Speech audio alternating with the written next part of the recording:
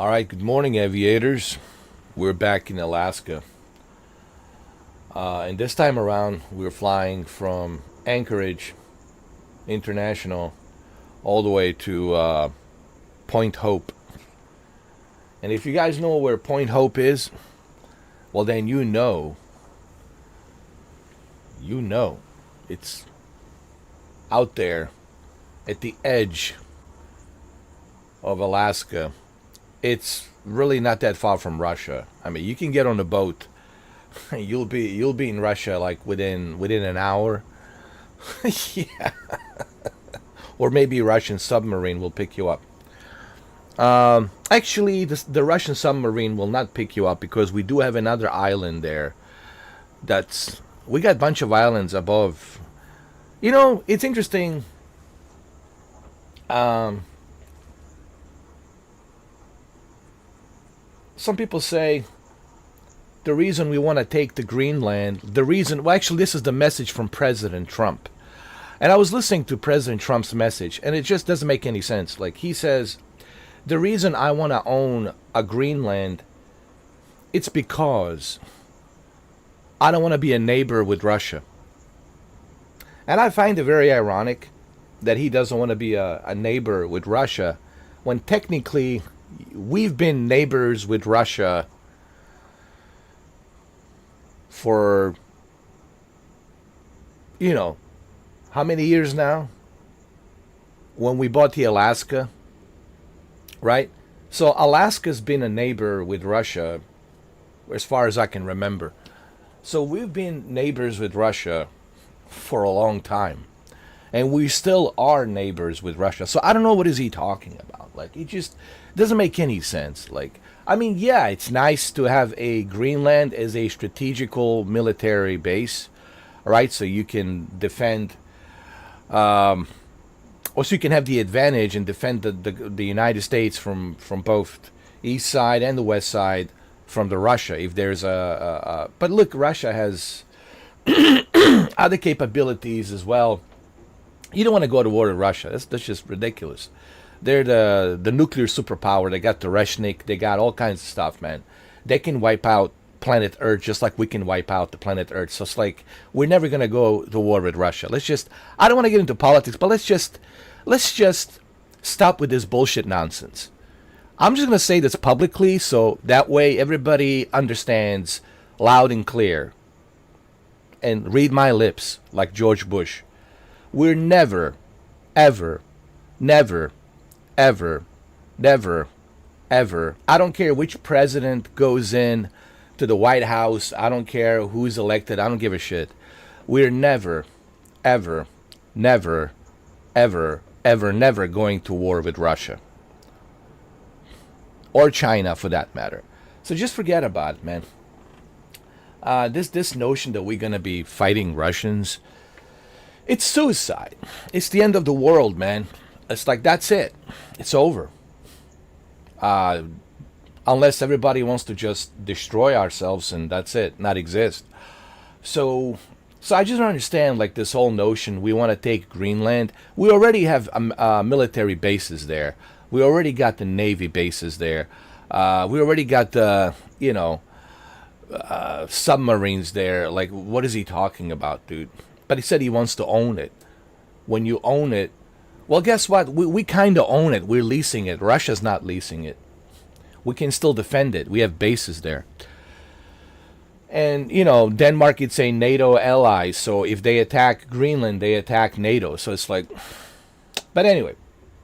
But this notion, I was listening to his speech yesterday. He says, I don't want to be a neighbor with Russia. Dude, you've been a neighbor with Russia for God knows how many decades and years, like let's say 100 years, right? When did we buy Alaska? I don't know. Let's say 150 years ago or 100 years ago, whatever. So we've been neighbors with Russia for 100 years. And that's where we're going. And the reason I'm mentioning this is because that's where we're going. We're going to Point Hope. And it's right next to the...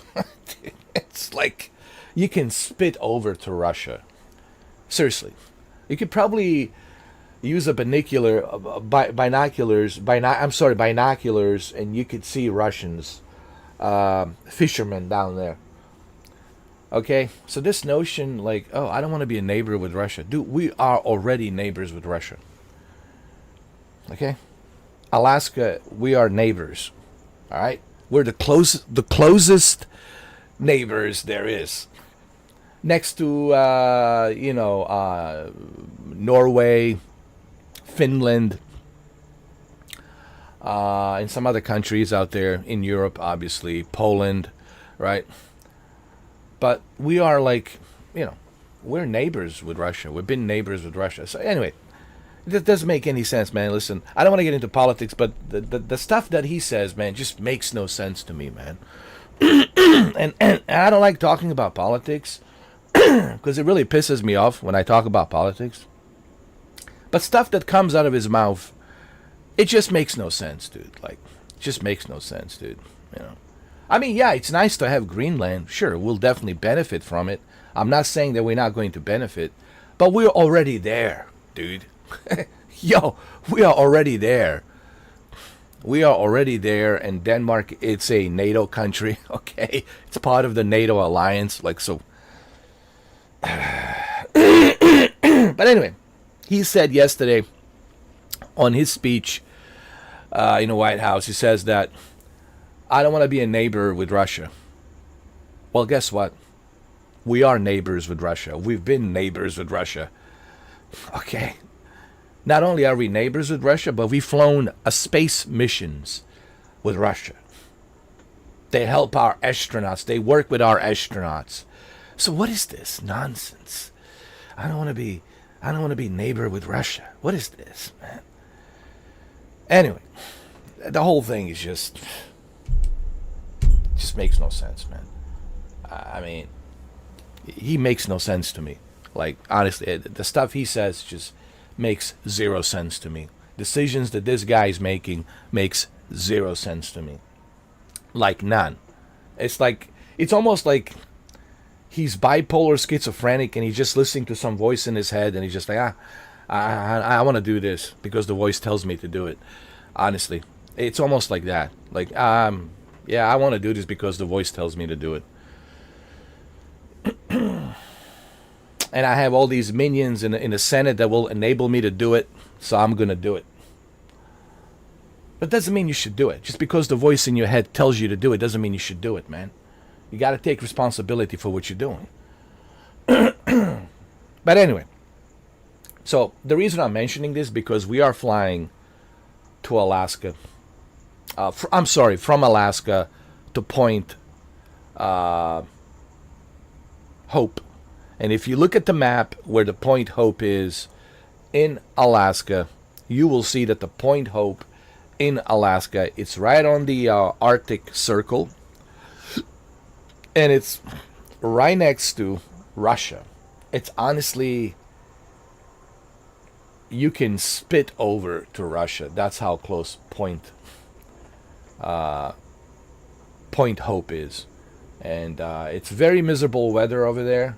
It's a terrible weather. There's also 30 Days of Night. You ever seen the movie 30 Days of Night with Josh Hartnett, about the vampires? Well, that's what that is, Point Hope. And it's very miserable over there. The reason I selected a custom weather and a time, it's because it's night over there for 30 days, bro. Like, they don't see the daylight till like 30 days, after the 30 days. So there's no daylight over there for like 30 days. So just like in the movie, 30 Days of Night. And that's where we're going, Point Hope. Yeah. And the Point Hope, it's right next to Russia, because we are neighbors with Russia. You know what's funny? Even when Vladimir Putin met with President Trump at the Anchorage, at that Air Force base near the Anchorage, he said, "Hey, welcome, neighbor. How are you, neighbor? Nice to meet you, neighbor." That's what he said. I think he says, "Nice to meet you, neighbor," because we are neighbors, dude. Anyway, I'm sorry that I have to mention this because it just really, I was just like, it never ceases to amaze me, like the stuff that comes out of his mouth, the things that he says. It really just never ceases to amaze me, bro. Like, even my nephew is more educated, man. I mean, don't get me started this early in the morning. This is why I hate politics. I don't watch the news because it just pisses me off, man. Like stupidity and stuff that comes out of his mouth and stupid nonsense that he says is just unbelievable, dude. You know, look at the map. Look at our military bases. We're right next to Russia. We're neighbors with Russia, okay? We've been neighbors with Russia for a long, long time, okay? Anyway, I don't want to be a neighbors with Russia. Well, too bad. We've been neighbors with Russia, right? And you taking a Greenland, it's only it's only going to make us even closer as a neighbor to Russia on both east side and the west side. Look, I'm all in for, hey, let's own the Greenland. But dude, do you really have to? You don't have to. They're already a NATO country, all right? They're part of the alliance. No one's gonna dare. Russians will never dare attack Denmark, because if they attack Denmark, it's like they're attacking us. And we already got the military bases there. So like, what's the problem, dude? We already got the U.S. Air Force bases there. We got the Navy. We got the submarines, nuclear submarines roaming around. Like, come on, man. But anyway, I know because I have friends who are veterans. I have friends who are in the Navy, who are in the Navy. So I know people who are in the Air Force. So I know all of this shit, you know. But anyway, there's this notion that I don't want to be a neighbor with Russia. Well, too bad. Too bad. We've been neighbor with Russia for hundreds of years. For 100 years. I think when did we buy the Alaska from Russia, from Soviet Union? I don't know. 100 years ago. Let's just say 100 years ago. I don't know. I haven't looked up the Google map the Google to see when exactly we purchased. You know what? Let's look it up. When the hell did we purchase Alaska? Let's look it up.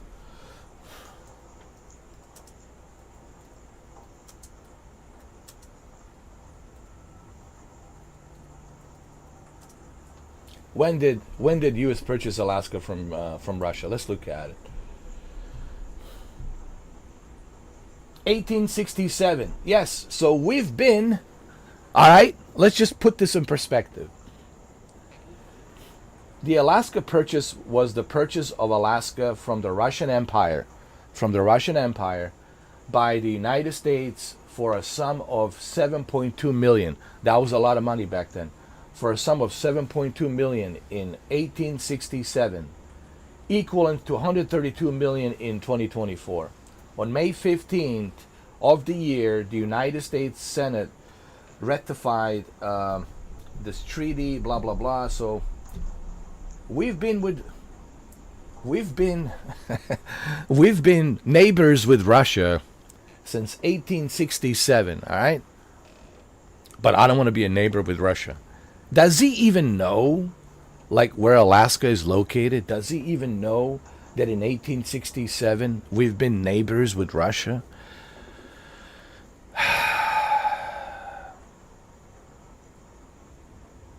Anyway, let's continue. All right. I don't want to be a neighbor with Russia.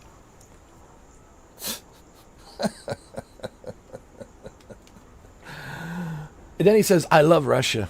I love China, but I don't want to be their neighbor. What? If that's not bipolar schizophrenia, then I don't know what the hell is. You just said you love them, but you don't want to be their neighbor. Oh, explain that to me. Anyway, let's go. I mean, don't get me started, man. This early in the morning. The only reason I mentioned this, and I don't want to get into politics, it's because we are in Alaska and we're flying to Point Hope, which is right next to Russia. Okay. You can spit over to Russia. You could probably see fishermen with the binoculars. But anyway,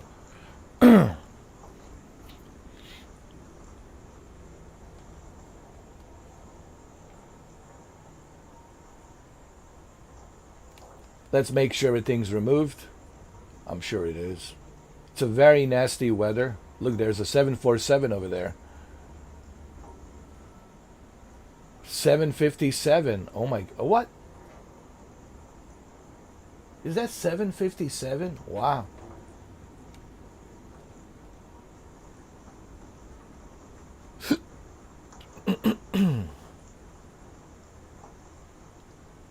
This will be a very nasty weather and a flight.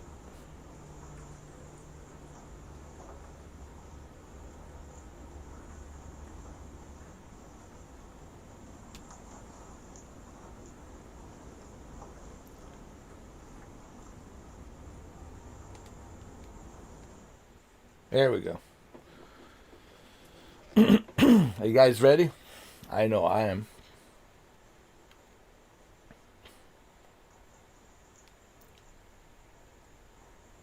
Let's make sure we got some light over here.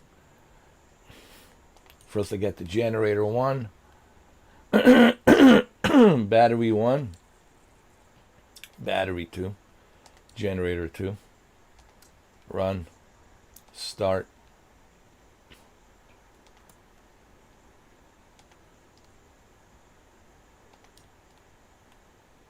Perfect.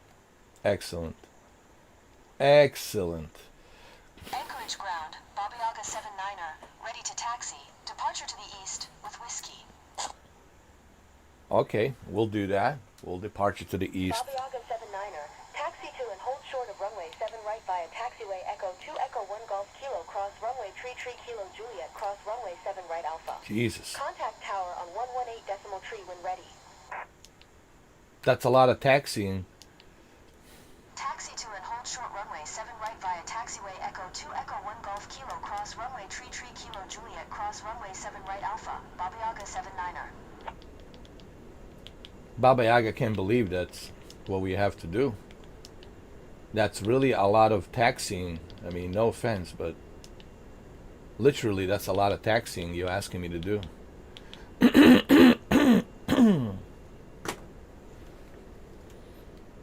Hold on.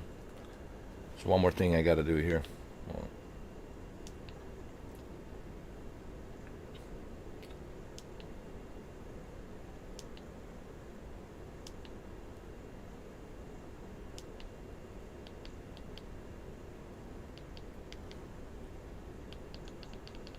Perfect. So yeah, we've been neighbors with Alaska. I mean Alaska with Russia. Well, Alaska once upon a time belonged to Russian Empire.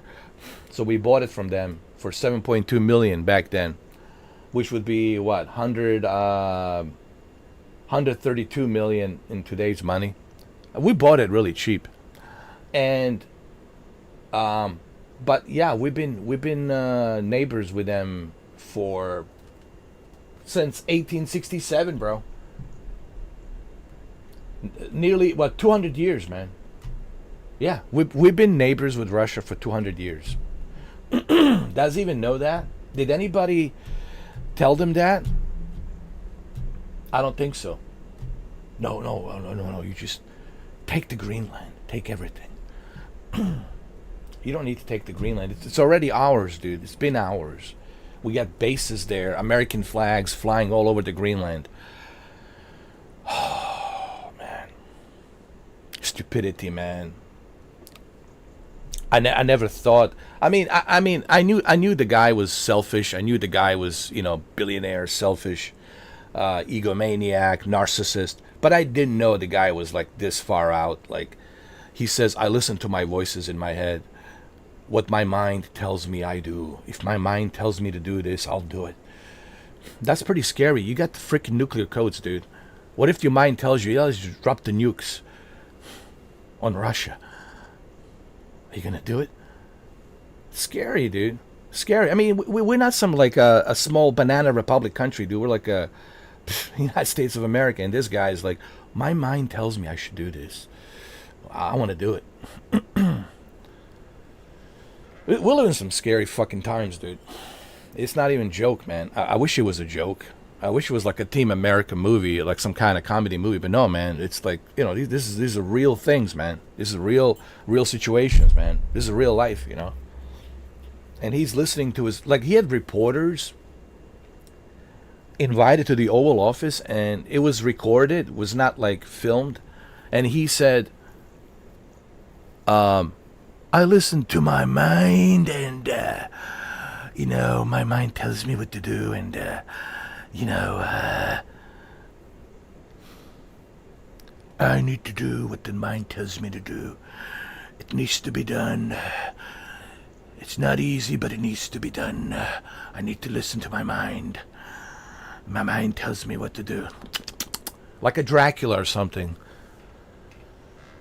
Does your mind tells you to drop the nuclear bombs too? Jesus Christ. But anyway, I don't want to get into politics, but because when he said, like, I don't want to be, because he said, I don't want to be neighbor with Russia. I love Russia, but I don't want to be neighbors with them. All right. Well, guess what? Breaking news. We've been neighbors with Russia for 200 years. For 200 years, we've been neighbors with Russia. Since we bought the Alaska from Russian Empire in 1867 for 7.2 million, which in today it's equivalent to $132 million. But no, I don't want to be. I love Russia, but I don't want to be neighbor with Russia. You know, I want to own everything. He looks at everything as if it's for sale, like a business, you know. Hey, you guys voted for him. I didn't. All right? I'm just going to say this publicly. I did not vote for him. You guys did. So all these MAGA people, don't cry to me. Don't cry me a river. Oh, what did you think he was going to do? He told you exactly. You know, it's like George Carlin says. I want to say something really quick before we get off this ugly political subject. George Carlin said it the best. Everybody complains about politicians. Everybody says they suck. And then George Carlin says, well, where the hell do you think these politicians come from? They don't fall out of the sky. They don't come from another membrane of another dimension. They're elected by American people, American churches. Okay.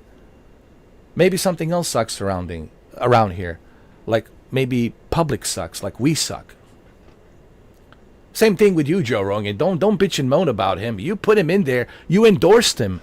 You gave him a podcast for 3 hours, and you endorsed him and gave him $3 million. Don't complain about him now, please. Just enjoy it. This is what you wanted. Just enjoy it. All you MAGA people, you wanted this, you got it. Enjoy it. Don't bitch and moan about it. Take a strong whiff of it and enjoy it. You asked for it, you got it. Now enjoy the rest of the 3 years. Have fun, because you asked for this. Me, I can complain about him because I didn't vote for him. All right? So there's a difference. But you guys who voted for him, you have no right to complain. You have zero right to complain. You should just enjoy it. Enjoy everything. Every little decision he makes, enjoy it. Have fun. It's like, what did you think he was going to do? Like, he told you exactly what he's going to do. He told you exactly every little tiny detail, and you didn't believe him. You should believe him. He was telling you, he was being honest. Don't blame the narcissist for being narcissist, okay? Blame yourself for being stupid not to realize that he was a narcissist, and he was selfish, and bipolar and schizophrenic, that listens to his voice and his own ego. You know what he was telling you, but you still decided to vote for him. So all you MAGA people, don't bitch and moan to me. Wave that MAGA flag proudly and enjoy it on your giant Dodge, Ford F-350 pickup truck, and enjoy it. And don't bitch and moan to me about it, all right? And that's all I'm going to say about that. I never spoke about this, but I felt like now it's time maybe I say a few things about it, you know, so people understand. I never voted for him, all right? Even though some people want to say that I, you know, voted for him. I didn't. Okay? And I can prove it that I didn't vote for him. Okay? I can show you the ballot. Yes, I can show you the ballot that I didn't vote for him.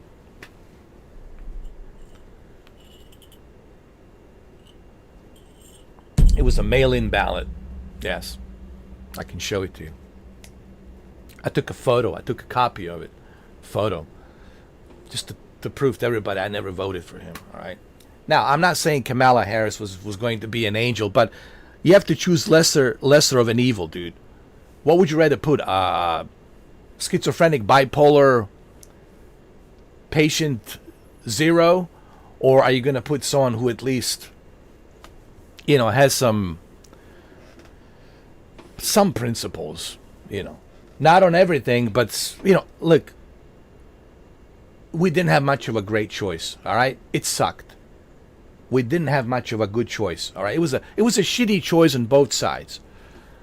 But what would you rather choose? Really, really shitty choice or less shitty choice? I'm going to choose a less shitty choice. All right? So I just want to clear the air on that because some people calling me, oh, he was a Trump supporter. He voted for Trump. No, I didn't. All right? I didn't. I knew the guy was a selfish billionaire. I knew he was hanging out with all these billionaires. I used to work on that island, dude. Yeah, I used to work on that island. I know who he is, what he is, and who he hangs out with and all that. All of his dirty friends that he has, billionaires, perverts. I know all about that shit, all right? I used to work on that island, okay? I provide security. I worked there. So I knew, I just couldn't believe that people want to vote for him. I was like, really, dude? All these rednecks are so damn stupid. They really think that he was just using you. That's what he's doing. He's telling you what you want to hear. I'll take care of farmers. America first. I'll make sure that I focus on you. He doesn't give a shit about you. He doesn't even like you. He hates the fact the way you talk, your missing teeth, everything. He doesn't give a fuck about you, dude. He doesn't give a shit about your trucks and your horses and your farms and your country music. He hates that shit. He's a narcissist. Even his own sister, Maria, said, I'm not Maria, Mary. Even his sister, Mary, said the guy's a narcissist. Has always been a narcissist. But you guys all voted for him. So now, take a strong whiff of it and enjoy him. Don't bitch and moan to me about it. Enjoy him for the next 3 years. Have fun. Have fun. All you MAGA people, have fun. All right? But anyway, I don't want to get into politics too much. The only reason I mention it is because he said yesterday on his video, I don't want to be neighbor with Russia. I don't want to be a neighbor with Russia. You've been neighbor with Russia for 200 years. Since 1867, you've been a neighbor with Russia. Not only have you been neighbor with Russia, but we also flew space missions with Russia, with their help. They would retrieve our astronauts. When we would land on the capsule, we would go to their capsule, and then we would safely land on their territory, and they would help us out. And we still work with them on the International Space Station. All right. So this whole notion, I don't want to be a neighbor with Russia, it's so stupid, man. All right. It's so stupid. But anyway, you voted for him. Enjoy him. I didn't. You too, Joe Rogan. Enjoy him. Now Joe Rogan is bitching. Oh, I have a voter remorse. Yeah. Not only did you invite him to a podcast for 3 hours, but you also endorsed him for $3 million. So please, don't cry about it now, Joe Rogan. Enjoy him for the next 3 years. Enjoy some more shenanigans. God knows what else he's going to do in the next 3 years. All right. Hey, I'm just calling it the way it is. Don't blame the narcissist for being a narcissist, all right? Blame yourself for enabling a narcissist to take the full control and the power. Blame yourself. Look at yourself in the mirror. It's like George Carlin says, everybody blames the politicians. Well, where the hell do you think these politicians come from? They don't fall out of the sky. They don't come from another dimension of another membrane through another portal of another dimension. They're elected by American churches and American citizens, American people. All right, maybe something else sucks around here, like we suck for being stupid, and naive and idiotic, for not doing our damn homework before we enable some of these leaders to take charge. Okay? But anyway, you need me to tell you this shit, man. Hopefully you learned something from this. Hopefully this whole thing, I hope that it was like this whole Trump thing, hopefully was a great learning lesson. So when it comes to midterms and the next election, 2028, hopefully in 2028, everybody has learned their lesson. Be very careful who you enable, who you put in the office. Okay, because their decisions will have a huge impact, not just on your life, but on the entire world. Because it's not a banana republic. This is the United States of America. All right? So next time, be very careful who you enable to run your country. Do your homework. All right? Who is he? What has he done? What's his mental state? What's his character? Why does he talk like that? Why is he insulting people? Why doesn't he have any respect? You do your research, man. Do your research. Learn. Study people. Study their psychology. That's what I do. I study people's psychology. When I look at you, when I see you, I already know who you are, what you are. But you guys don't do that. You guys are so damn naive. You know, oh, he's going to make us great. You know, put America first. Yeah, the stupid redneck doesn't know any better. Yeah, that's why he approaches you. Because you don't know any better. Just cut some trees, you know. Cut some grass, you know, fix your car. And that's about it. Go shoot your guns out in the forest and go hunting. That's it. That's all you guys know. You know, no offense to my redneck friends, but seriously, like, grow some brains. Be smart, man. Learn. Educate yourself. Study. Study psychology. Like this plane. I study this plane. I don't just fucking go in this plane. Oh, I just want to fly it. I want to learn everything about this plane. You gotta have the ability to fucking educate yourself, to be smart. Or otherwise, you're always going to end up in the same goddamn situation. You're going to be used. You're going to be abused. And everybody's going to piss on you and shit on you. Because you failed to educate yourself. Grow some damn brains. If there's the one thing I learned from Freemasons, and probably Freemasons don't like me talking like this, but if there's the one thing I learned from Freemasons is you have to be self-dependent. What does that mean? Self-dependent means I don't need anybody's help. I don't need anybody to wipe my ass, to clean my feet. I can do it all myself. I don't need anybody to educate me because I already educated myself on whatever I need to educate myself on. The power of the knowledge is the key in this life. You have to have the power of the knowledge. You have to be smart. But if you are just a tool, a stupid tool that can be used and abused, then you're always going to have these outcomes. You're always going to have this kind of shitty situation because you're too dumb enough to realize who is who has your best interest and who doesn't. You're always going to be able to be manipulated. You're always going to be able to be used because you allow yourself to be dumb enough to be used by other people who are smarter than you. And they can see if you're stupid. Oh, well, this guy's really stupid. Let's go use him. Let's go abuse him. Let's go manipulate him because he's really dumb. And they will do that because you're really dumb. You choose to be dumb. You choose to be stupid. And all it ever took was for you to educate yourself, to be smart, to realize, hey, wait a minute. Does this guy really have best interest for me? Or he just wants to use me?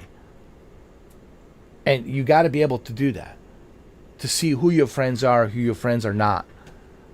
Is this person just trying to use me? Is this person just using me to be his dancing monkey? Or is this person just trying to manipulate me? If you can't see that, then you're always going to be a loser. Sadly, you're always going to be used and you're always going to be depressed because you let people use you because you're too dumb. You're too dumb enough to learn things for yourself. And I have to say this, and it pains me to say it, but I'm saying this because not to be an asshole to some people, but just to help you understand what you're doing wrong. And what you're doing wrong is you're enabling other people to control you, to spit on you, to use you, because you're not using your brain. You know. Anyway, now let's go fly to Alaska. I mean, we're already in Alaska. I'm sorry. Let's go fly to Point Hope. To Point Hope. And yes, we are, okay? Listen. We are neighbors. We've been neighbors to Russia. Okay? You see this? This is Point Hope. This is Russia. Point Hope, Russia. This is our island, and this is our island as well. Part of Alaska. This is also our islands, part of Alaska. So we are, see, we are neighbors. We are neighbors. We are neighbors. Okay? And look where I'm going. We're definitely neighbors. Okay? We've been neighbors since 1867. I don't want to be a neighbor with Russia. Well, what a stupid comment. But I love Russia. I love China, but I don't want to be a neighbor with Russia.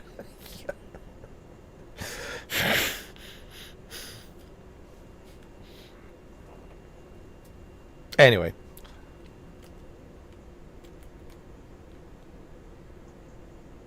That's where we're going. Point Hope, guys. From Anchorage all the way to Point Hope. You see where we are? Arctic Circle. That's where we're flying. And I'm sorry that I had to get into politics. The only reason I mention him and the politics a little bit is because I couldn't believe my ears what he was saying yesterday. The reason I want to purchase Greenland is because I don't want to lease it. I want to purchase it because I don't want to be a neighbor with Russia. You are already neighbor with Russia. And second of all, why do you need to purchase it? The Denmark, it's already part of NATO. So if they attack Greenland and if they attack Denmark, it's like they're attacking us. And that would be a suicide mission for Russia, and Putin knows that. So we already have Air Force bases there. We got naval bases there. But no, I want to own it. I want to own it because I don't want to be a neighbor with Russia. Well, look at this map. You are already neighbor with Russia and been a neighbor with Russia since 1867. Yes, since 1867. You've been a neighbor with Russia.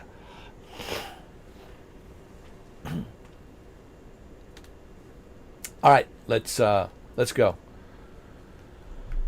Oh man, this really gets my blood pressure boiled. It really does, man. Hey, what's up, KJNBA? How you doing, man? Sorry to open up my live stream with the politics. You know, I hate politics, man. I really do hate politics. It just gets my blood pressure way up high. Just talking about it just get my blood pressure way up high. But I felt like I needed to say this because I just couldn't believe like stupidity, man, that was coming out of his mouth, saying I don't want to be a neighbor with Russia. I don't want to be a neighbor with Russia. You've been a neighbor with Russia since 1867.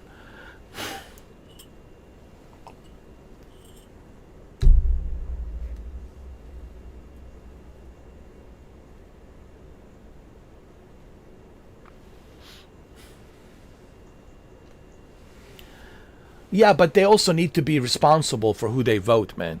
For who you vote, man, you gotta be responsible. Who you enable to be in charge. All right. Not everyone is fit to run the country, dude. Not everyone is fit to fly an airplane. Not everyone is fit to fix your roof. You need to enable somebody who has common knowledge and respect and principles, man. You got to have somebody who understands the world. He's a salesman. He doesn't understand. His mentality is a salesman. He's a great salesman of bullshit. His mentality is sales. All right?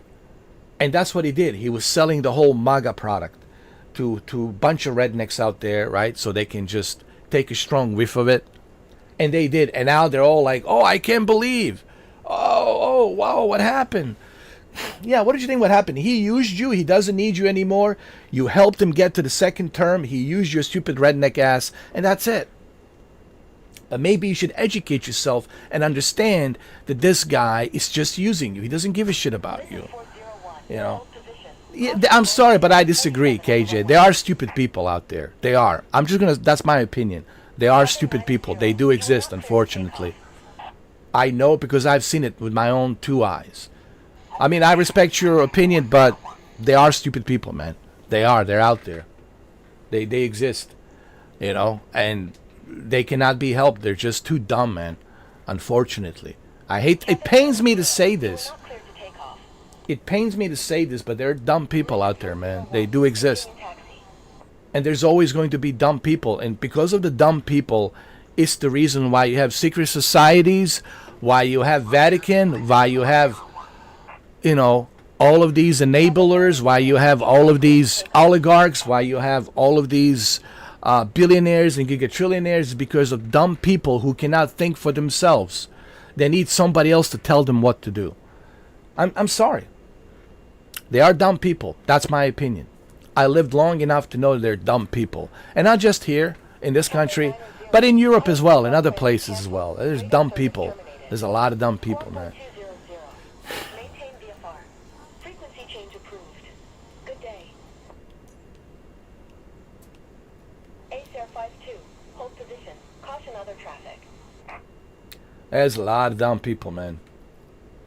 I know that for a fact. ACER 5-2. Continue taxi.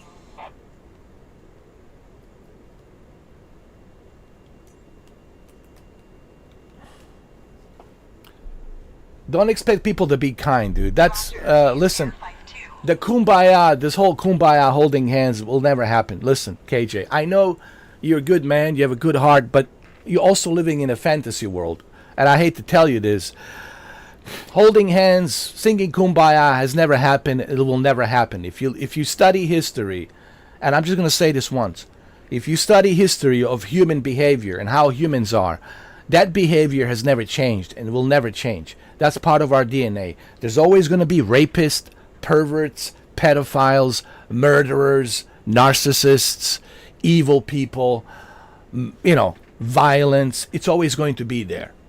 Racist people, all kinds of people. It's always going to be there. That's part of our DNA. It is what it is. I wish that I could tell you, hey, that there's going to be a world where everybody's going to hold the fucking hands and sing fucking kumbaya. You will never see that. Not in my lifetime. I don't think you'll see it in your lifetime. It'll never happen. I'm telling you right now. It will never happen. Because the history has shown to us, has proven to us, that it will never happen. It just repeats itself. Like a cycle, just keeps repeating itself. But that's my opinion based on what I've been through. Based on my 47 years, what I have endured from living in Eastern Europe, Bosnia war, and traveling across the world, and even living here for 30 years in America. That's based on my experience, and I'm telling you, man, based on the history that I studied in past 3,000 years, the violence, the murderers, perverts, schizophrenic, selfish, narcissistic individuals who want the power, like people like Putin and Xi Jinping and all these dictators, they will always exist. They will always come back in a different shapes and forms. The evil will always come back. There's going to be good people, but there's always going to be good and evil. But you're never going to have just goodness everywhere. There's always going to be this balance between good and evil, and it's always going to be there, part of our humanity. As long as there's a humanity on this planet, and this is something I learned, even through my Freemason friends, You're always going to have the good and evil, and it's always going to be there, and it's never going to go away. It's like positive and negative that you need for your batteries to run the car, right? You need the positive and the negative for the battery, for the electricity to run. It's the same thing here. It's always going to be like this, but this doesn't mean that you can't enjoy your life. Obviously, you can't change the world. That's the whole point here. You can't change it. And don't even attempt to change it, because you cannot change it.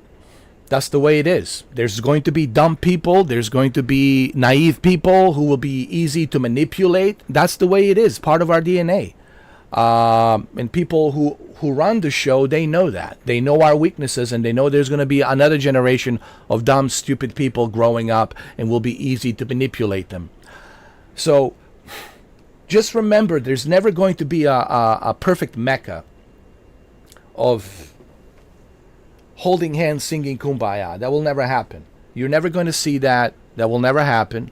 What you're going to see is what you've been seeing in the past 3,000 years.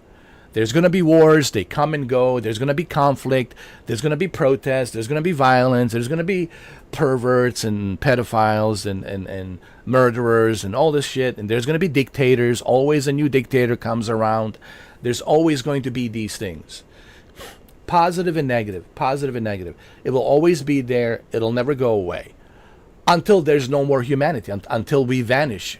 Some asteroid hit us and extincts us like dinosaurs, and we don't exist no more.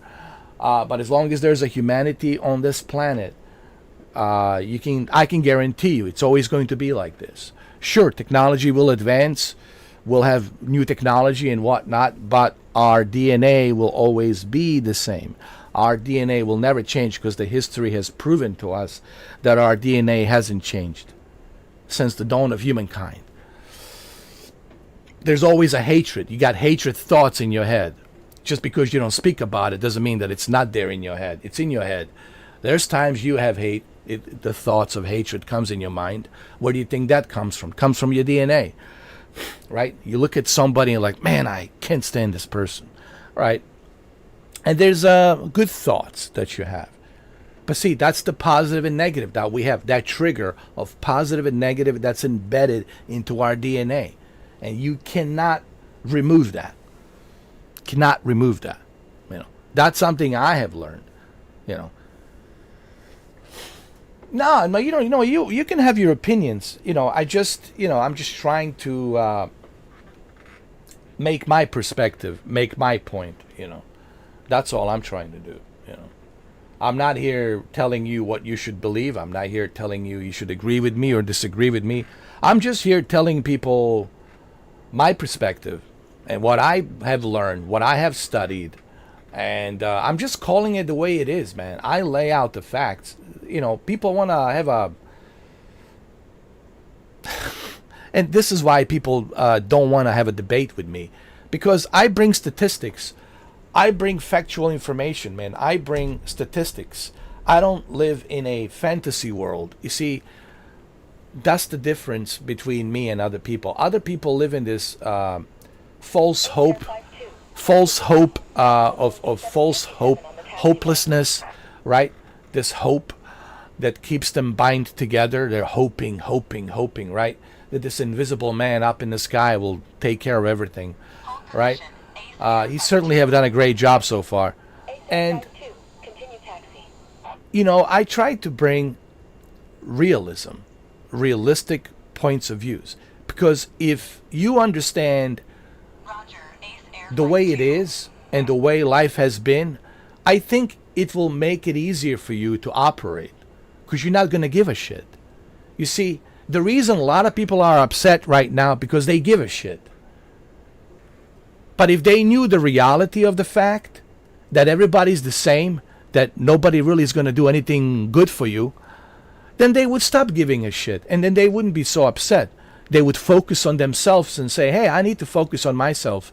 I need to be selfish and focus on myself, which you should be doing. Focus on yourself, be selfish, because that's exactly what everybody else is doing while you're not doing it. So focus on yourself. Do what's good for you, man. Life is too short. And that's it. Because if you don't, somebody else will. And then you're going to be out on the street with nothing. And no one's going to fucking help you. No one's going to give a shit about you. So the earlier you realize this, the faster you realize this, the better you're going to function in this world. And I'm not trying to be some cold, robotic, asshole telling you this stuff. You know what I mean, KJ? But I just want people to understand the reality of the world we live in. People are living in amnesia. They're hypnotized by daytime TV and all the bullshit that they see. And they don't realize out of that daytime TV bubble, the reality is different. It's like take the red pill, like Matrix, You want to take the blue pill or red pill? Do you want to be ignorant and brainwashed for the rest of your life? Or do you really want to know the reality of this world and how it really rootless it is, and it's been rootless since dawn of humankind? And this is the way it is. And this is the way it's always going to be. You have to be just smart enough to understand this is the way it is. Play the game, but play the game really good. Be smart and take care of yourself. Be selfish. Do for you. Look after you first. Trust me, your family will not look after you. Your brothers and sisters and whoever, relatives, they'll forget you really quick. You have to look after yourself because no one else will look out for you. So you have to realize this shit, man. You have to realize this because the sooner you realize this, the better you're going to function. You see, nothing bothers me. People say, how could you be alone and nothing bothers you? Because I learned enough. I know how this world works. I know how people are. I know how this system works, how the humanity works from 3,000 years ago. Since the dawn of humankind, I know how it works. I studied history. I know how everything works. Nothing can shock me. Nothing can, provoke me. Just talking about it makes it annoying to me because I have to talk about it sometimes, which I am today. Okay? But it doesn't bother me, dude. I enjoy my life, dude. I have a great day every day, man. See, a lot of you think that I'm some kind of a guy that's always pissed. I'm not pissed off, dude. I probably am the happiest guy on the planet. I'm probably more happy than you. No offense, KJ NBA. I'm probably happy than most of you guys. I enjoy my life, dude, more than you think. I'm always happy, dude. Like, I wake up happy, go to bed happy. I'm always happy, dude. Even this, I'm enjoying doing this as well, talking to you guys. I'm enjoying this. This is fun for me. I'm enjoying it. So, a lot of people think, he must be some kind of miserable, miserable fuck or whatever. No. But that is your perception, because your perception is what you see of me on the live streams. Your perception is not who I really am in real life. Your perception is what you see on the internet. And I don't blame you for that, because that's what you see. And then you start thinking, he must be some real fucking asshole. But I'm not. But that's okay. People have a right to their opinion. I don't care. That's their business, not my business. I don't worry about what people think of me. I only do what's good for me. I only satisfy me. And when the time comes for me to go, then I go. But at least I'll know, while I was still alive and breathing, I was able to satisfy me. Now, this doesn't mean that I'm some kind of a asshole, selfish, narcissistic bastard who only cares about himself. I do help other people, and I have been helping other people. People who know me, they know I helped. They know I sacrificed a lot to help to people who are good people. I only help good people. I don't help assholes. I don't help, pieces of shits or narcissists or those individuals, because I know they only look out for themselves and they want to use you. I don't like being used. I want to give my service to people who are good people. So if you're a good person, I will give my service free of charge. I will help you with whatever you need help. But I will not help you if you're a narcissist, if you're an asshole, if you're a selfish, consuming bastard. So I only focused on those who are good people. And I know who's good and who's not. I have that experience. I can easily tell when I look at somebody, look at their eyes, see how they talk, how they bring themselves up, how they move, what they're saying to me. I already know who they are, what they are. I already see inside their eyes, inside their soul, what their persona is, and that's it. And I can distinguish myself from and isolate myself from the bad people, the narcissistic people, the assholes and bitches and whores and whatnot. And I can focus and surround myself only by good people, which you are a good person. I can tell, KJ. You and Shuki have a good soul, good personality, and that's why I'm with you guys. Jose is also a good person, has a good soul. But there's others out there whose name I'm not going to mention. They're not so much of a good soul. They're very troubled soul. They're very selfish and manipulative individuals, okay? And I don't want to be around those kinds of people. So anyway, that's that. Let's continue. We've got to fly to the Point Hope. Okay, let's go.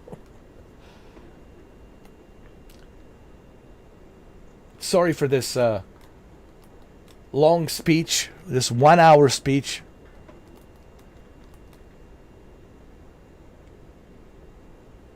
Thank you, KJ. And again, this is not me trying to be some mean bastard. I just call things the way they are, man. The reason some people don't like me, because they don't want to hear stuff that's not pleasing to their ears. They don't want you to say stuff that's not pleasing to their ears, because the truth hurts. And they don't want to hear the truth. The truth really hurts.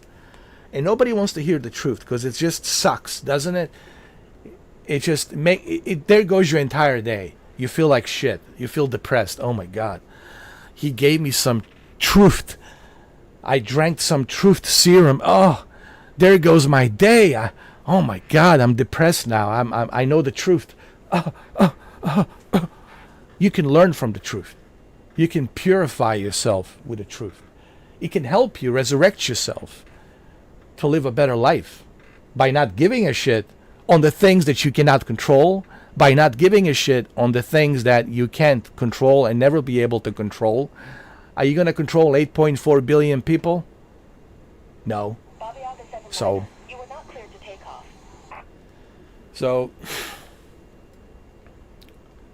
Don't waste your time on things that are not important, guys. The only reason I mention it and start talking about politics and start talking about Trump, it's because we are in Alaska and he said he doesn't want to be a neighbor with Russia, right? And I'm like, you don't want to be a neighbor with Russia? But we've been neighbor with Russia since 1867. For 200 years, we've been neighbors with Russia.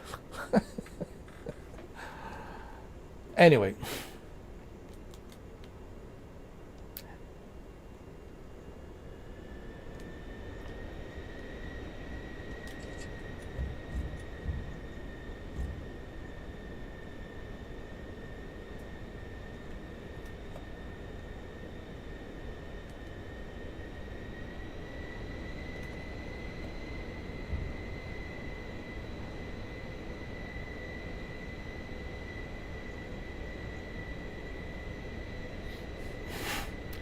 Well, that's the way it is. The battery example, honestly, is the best example.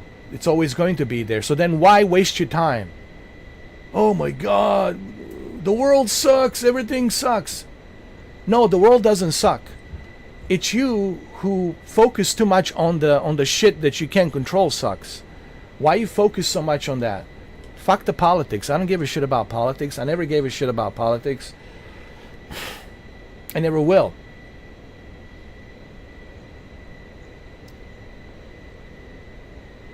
No, I do vote because that's my duty as an American citizen to vote. But I choose who I vote for carefully, Even though I know it's not going to make much of a difference because,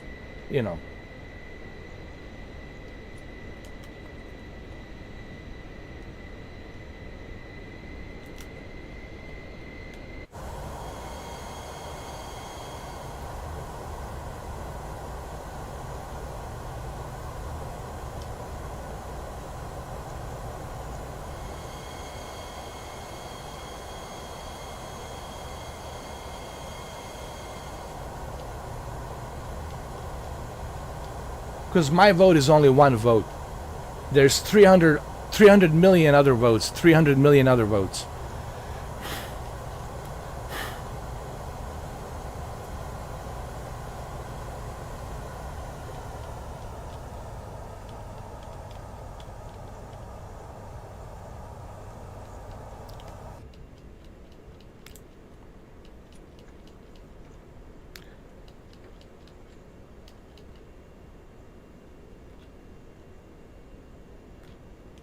But look, man, even when it comes to voting, it doesn't matter who you vote. Nothing will change, man. This is the point I'm trying to make to people. It doesn't matter who's in that White House. It really don't matter.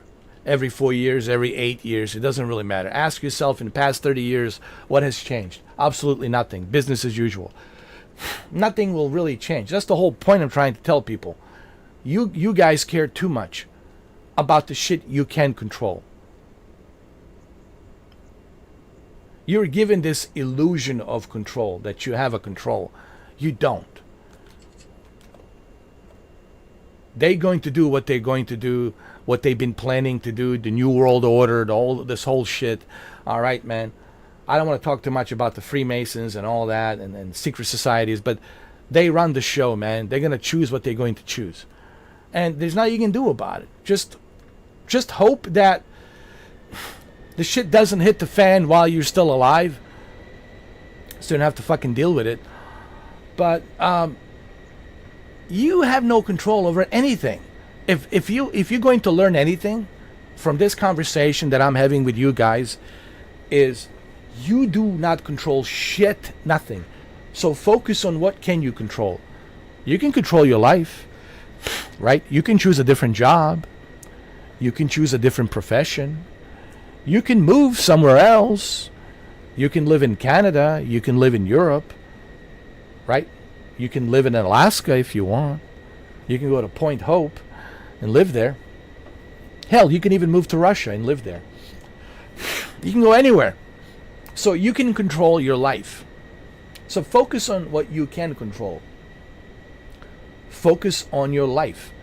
Don't watch the daytime TV news and all that bullshit. They're all about the ratings. They don't really give a shit. All right? Don't get so upset about, oh, did you hear about this? Oh, yeah. What's that going to do? It happened. It's over. It's done. What are you going to do now? Nothing. It'll most likely will happen again and again and again, and another tragedy and another tragedy and another tragedy and another tragedy and another, like all the other tragedies. So what are you going to do? You're gonna cry about every single one of those? Don't focus on that shit. Focus on what you can fucking control. Focus on shit that you can control. Do you want to know why? Because the life is too damn short. It isn't. What's the whole ideal of life? It's for you to enjoy it, right? What's not the ideal of life? It's for me to get upset about the news every day. What's that gonna fucking do? It's gonna fuck up my day. It's gonna fuck up my mood. So what's the point of that? You're allowing yourself to have your mood be fucked up by the date. Just turn off. I don't even have a cable. I watch Netflix. That's it. That's all I have. It's Netflix. I don't give a shit about what's going on the news. I mean, I am aware of it because I do have internet. I have phone, so it shows up, on the feed. But I don't really focus on it. I don't let that bother me, dude. You ain't changing nothing. You're just wasting your time. And you should use that time to focus on yourself and your family and help yourself and your family and build a good life and enjoy life. And that's it. That's it. Nothing else to do there. But instead you guys are focused on, we can make a difference. You're not going to make any difference. Doesn't matter who's in there, who you elect, who you put in there. You think this mayor of New York City is going to do anything different? No. He just wants you to put him in there to be in charge. He's going to do the same thing he wants to do, like everybody else. He's going to make deals with the people you don't like. Listen, guys, and again, my opinion is there are dumb people out there, and the reason the owners of this country and the owners of other countries and different alliances, owners of other alliances out there, call them Illuminatis, Freemasons, whatever, Vatican, I don't care. The reason they're able to run the show is because they're counting on stupid people like some of you. Not all of you, but there's stupid people out there, unfortunately. I'm sorry that this might bother you, but there are stupid people. They do exist. So they're counting on stupid, naive people,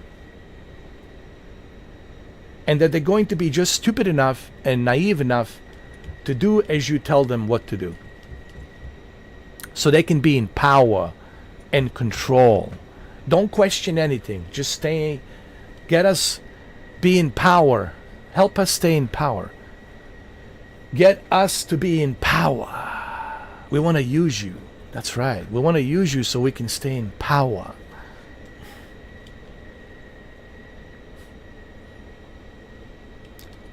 And thanks to those naive, stupid individuals out there that do exist, that's how they stay in power all these centuries. How do you think they stay in power? Huh? Exactly. They've been doing it for centuries.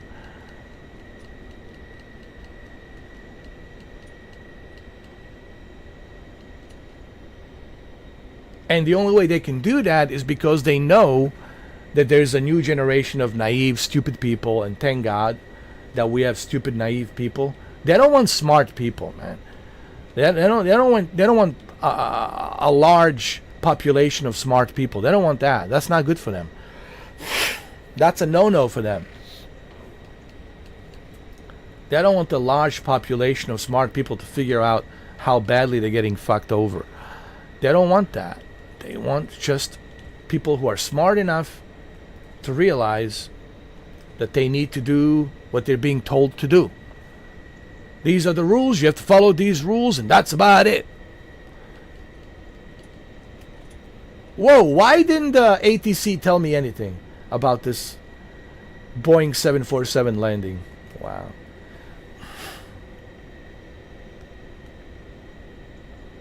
All right, guys, we're ready.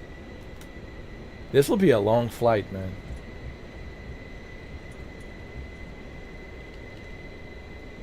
FedEx 81, exit runway when able.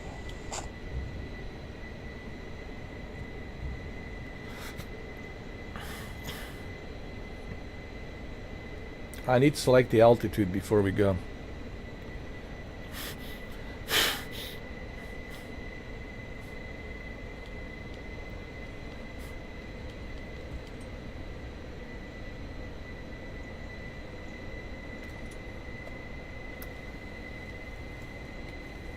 Hold on. FedEx 81, turn next taxiway.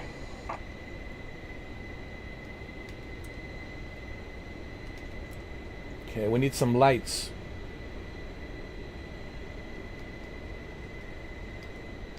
We'll have to go a higher altitude, guys, because it's Anchorage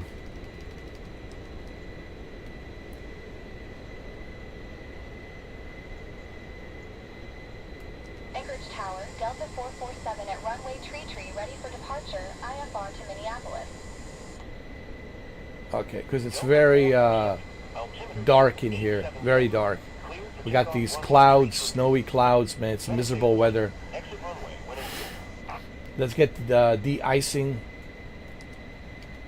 Turn it on. All right, let's contact the ATC, and Delta 447. we're good to go, man.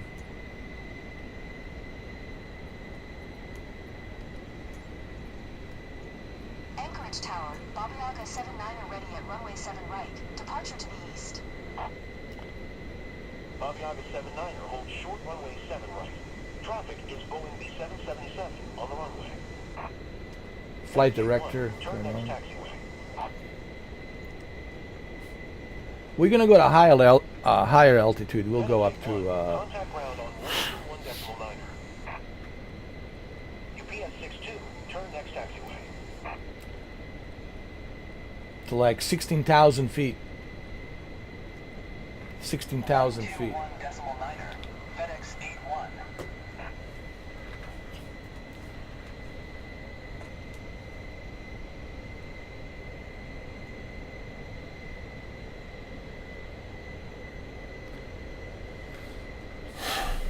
We have to hold short runway. Babiaga 79er, please acknowledge. Okay. UPS 62, turn next taxiway.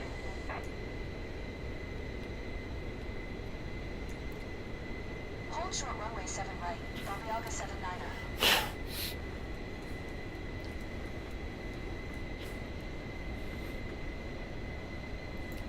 We have to wait. Hold short. Delta 447, contact Anchorage Center on 133.7. Good day.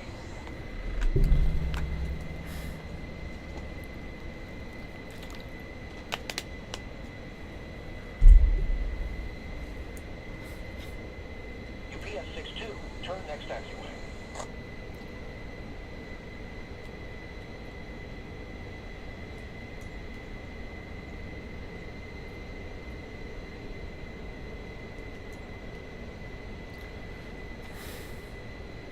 We have to wait. Delta 447, did you copy?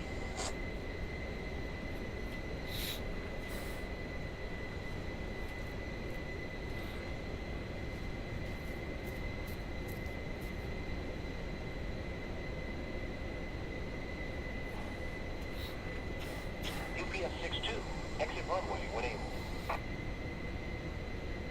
One tree.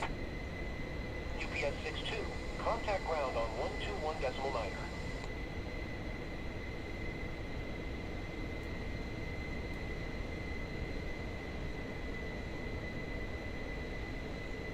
One two 1.9er for UPS 62.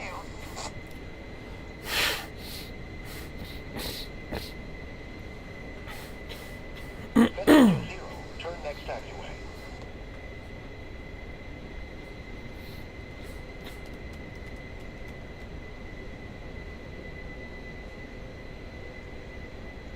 We have to wait.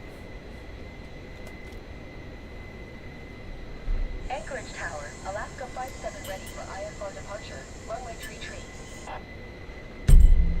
Alaska 57, altimeter 2877. Cleared for takeoff runway tree.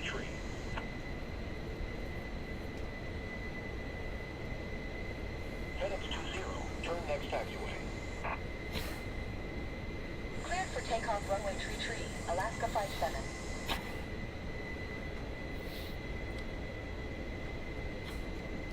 Jesus, we still have to wait.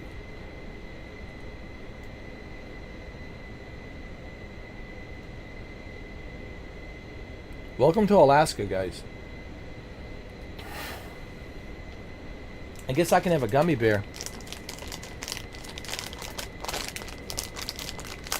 Give me a gummy bear. FedEx 20, exit runway when able.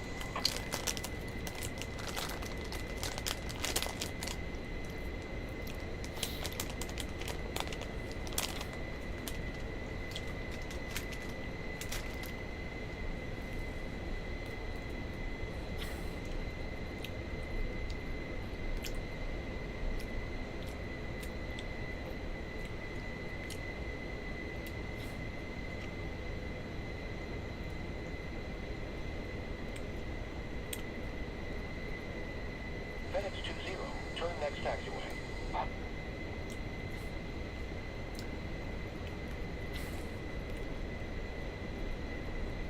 FedEx 20, contact ground on 121.9. Babiaga 79er, altimeter 2877, departure to the east approved. Cleared for takeoff runway 7 Yes! right. Cleared for takeoff runway 7 right. Babiaga 79er. Yeah.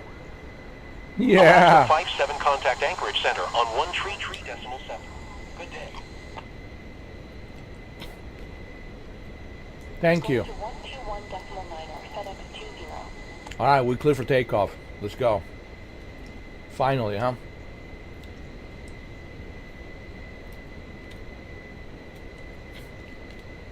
Finally.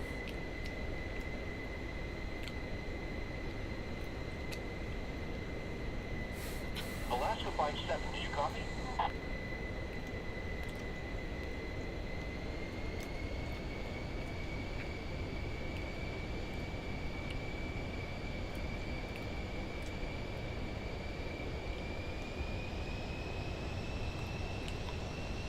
Alaska 57, please acknowledge.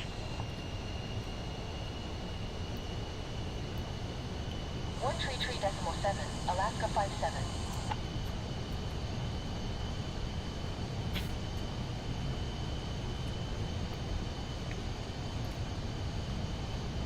180, 118, 130, 140, 150. Speed, 160 knots. There we go. Babiaga 79er, leaving my airspace. Frequency change approved.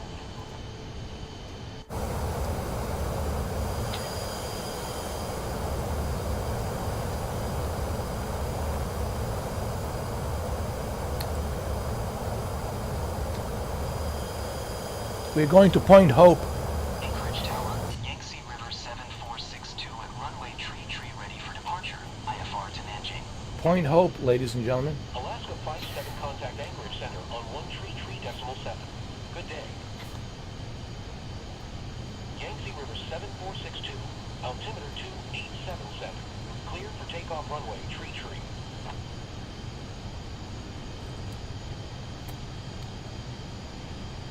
Anchorage Tower, Babiaga 79er, frequency change. Approach, Babiaga 79er is type Pilatus PC-24, 3 miles east of Lake Hood, 4800. Request flight following. Babiaga 79er, approach. Squawk 0216. Squawk 0216, Babiaga 79er. Babiaga 79er, radar contact 2 miles northeast of Lake Hood, 4800. Altimeter 2881. Roger, Babiaga 79er. Babiaga 79er.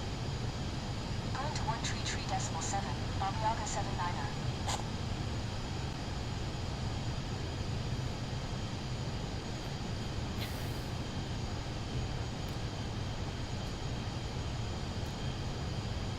What's up, Shuki? How you doing, man?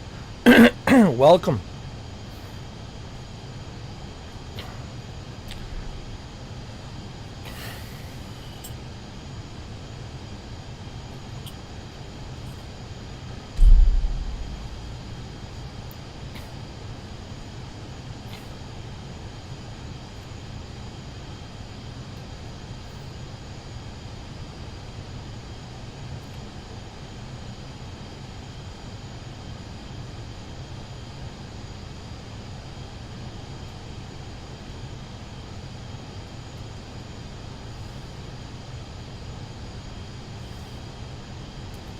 There we go.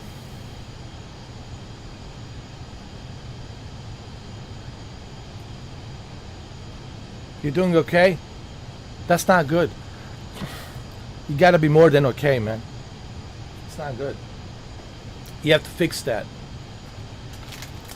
Do what you gotta do, but get it fixed.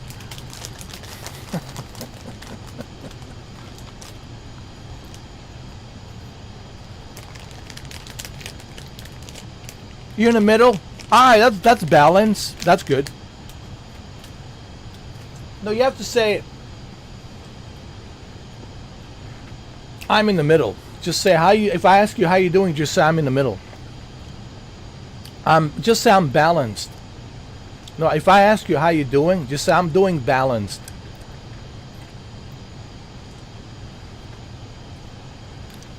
Just say I'm balanced. I'm doing balanced. Because the balance is the good way to be. You know, you could say neutral. If I ask you how, no, don't say balanced, because people think you're talking about your bank account or something. Just say I'm.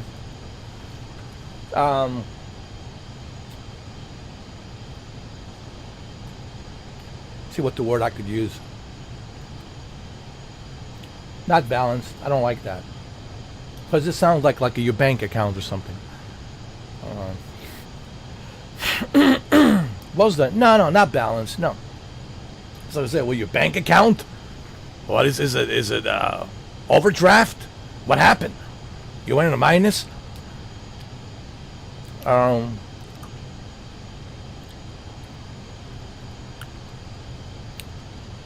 Neutral. When I ask you how you doing, just say I'm neutral. Don't say okay. Okay means you might be depressed. Because that's the okay means you're depressed. If somebody says I'm okay, it means they're depressed. It's a proven fact. So just say I'm neutral. When I ask you how you doing, just say I'm neutral.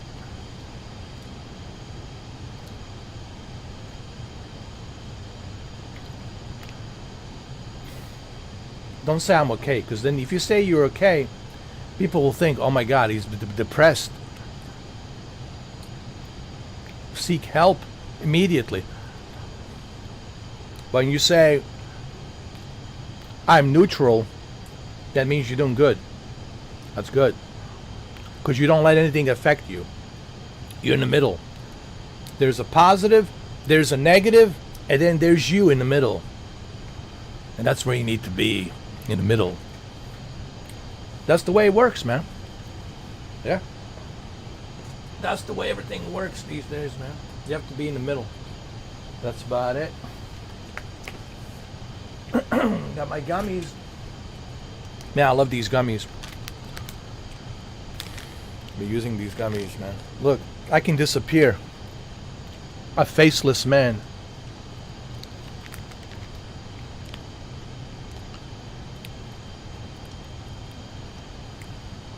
I like this.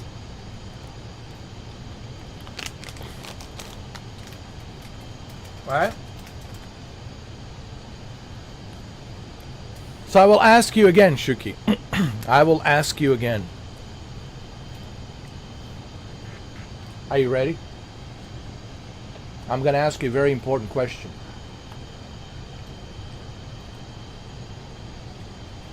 Are you ready? Are you ready for this important question?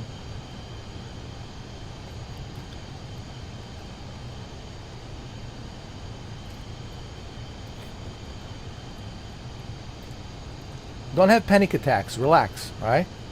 Relax. Breathe. Breathe. Breathe. All right? Breathe normally, okay? Inhale, exhale, breathe. Relax. I'm going to ask you a question. You ready? Are you breathing? You good?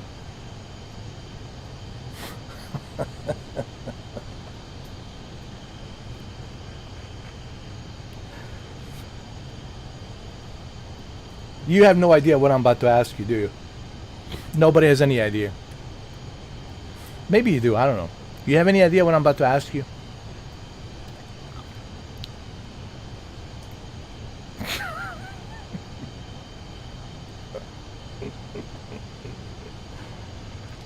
All right, strap on the seatbelt. I'm about to ask you this following question. Are you ready?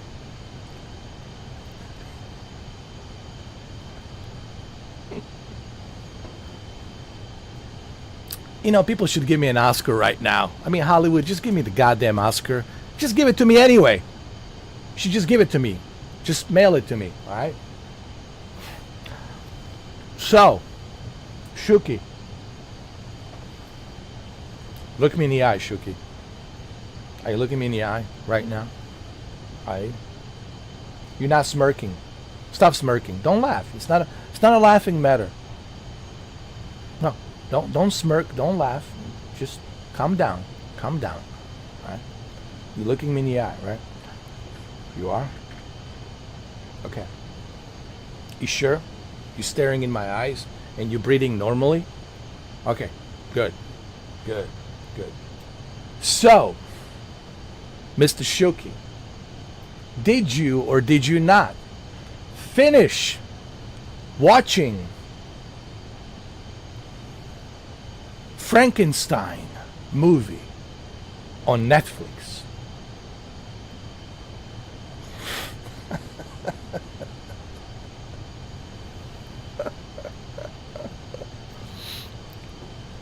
It's okay. You can now exhale.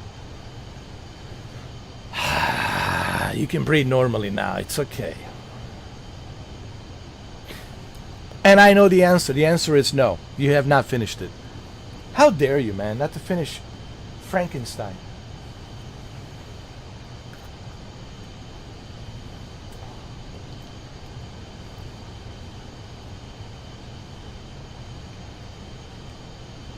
Even she has seen the Frankenstein. Everyone has seen the Frankenstein. Oh my God. I need to look at your Netflix account, see what you're watching.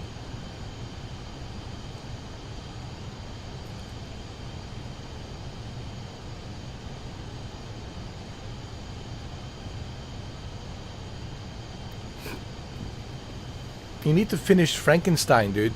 It's one of the best movies of last year.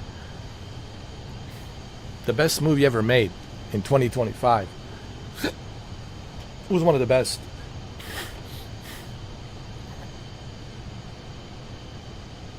What movie is that? I like Dennis Quaid, but what movie is that? Happy Face? Wait, what's the name of it? Let me find it. What's the name? Tell me the name of that. I need to add it. Tell me the name right now.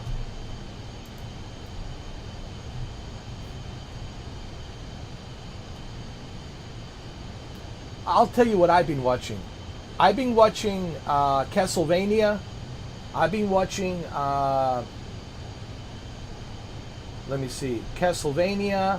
I've been watching a lot of Castlevania, dude. I've been watching You People on Netflix. I've been watching, let me see, Wake Up Dead Man. Yo, Wake Up Dead Man was good. Knives Out Mystery. I've been watching Glass Onion. I've been watching Back in Action with Jamie Foxx and what's her name? Forgot her face. The blonde. Something about Mary. Cameron Diaz. I've been watching. Oh, it's on Paramount. Oh, come on, man. You gotta give me something that's on Netflix, dude. I told you, I only have Netflix. I've been watching a lot of Castlevania, dude. Ice Road Vengeance, that's something I want to watch. Ice Road Vengeance with... What's his name? My God. Liam Neeson. What? He's a bus driver? Ice Road Vengeance? He's a bus driver in Himalayas? Yo, I'm watching this tonight. Today.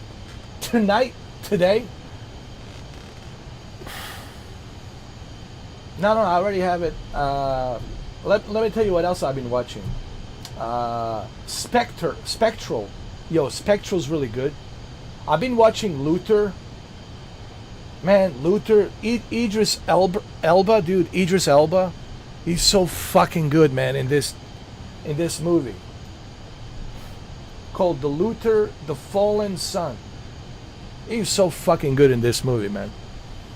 One of his best performances, dude. Luther, The Fallen Son. Let's see, what else? I've been watching, let's see.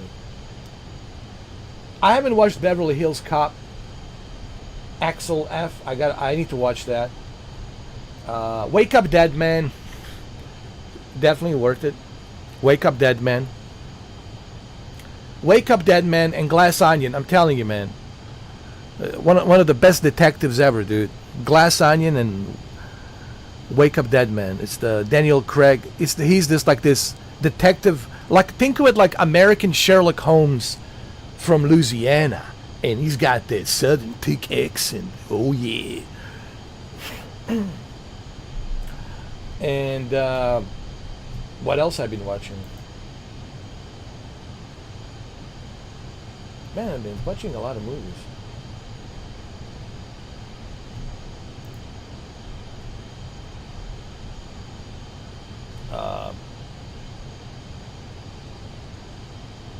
Parasite. I've been watching the Parasite.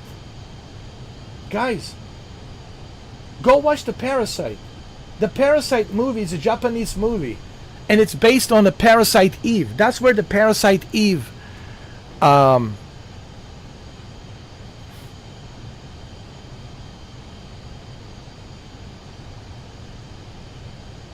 Wait a minute. Was that based on Parasite Eve? Maybe I'm wrong about it. I don't know. Anyway, watch Parasite. It's funny, dude. It's good. It's a Japanese dark comedy. Parasite.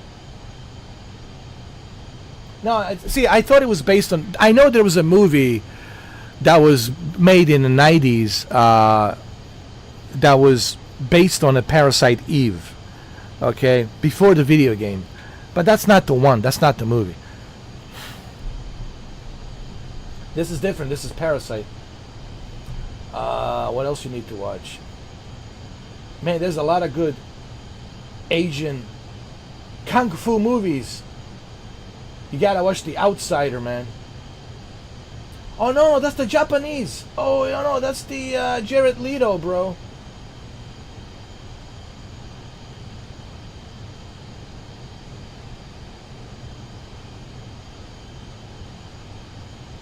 Yo, you gotta watch The Outsider.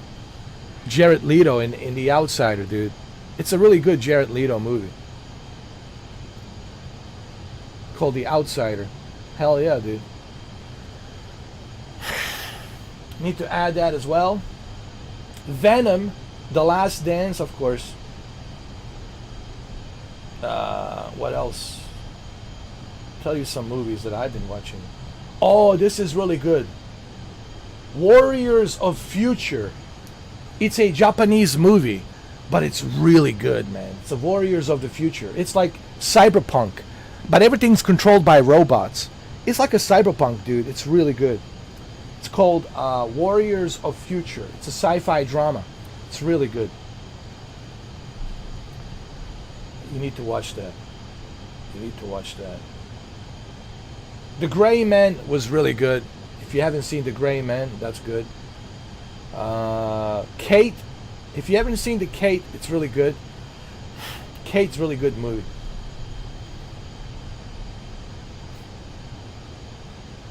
I might see it again, dude. It's a great movie.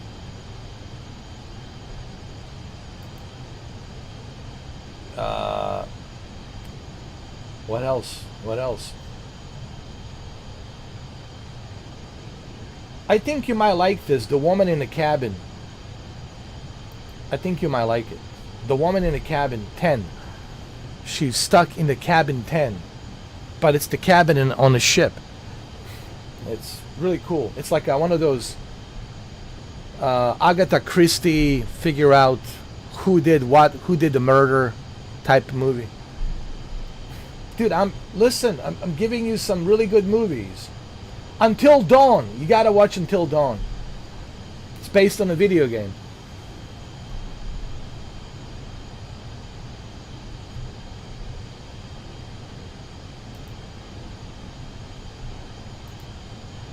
And for the love of God, finish Frankenstein.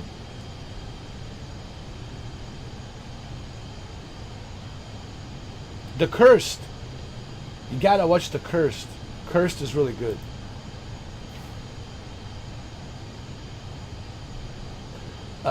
What else?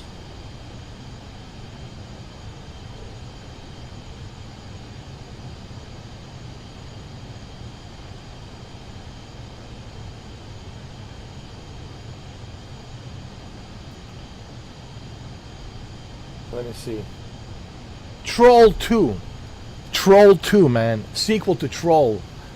But you make sure you watch the original Troll before you watch the Troll 2. Alright, watch the original Troll. Okay, did you watch the original Troll?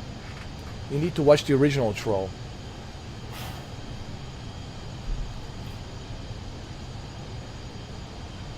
Oh, we didn't put any passengers. Well, that's okay. That's okay.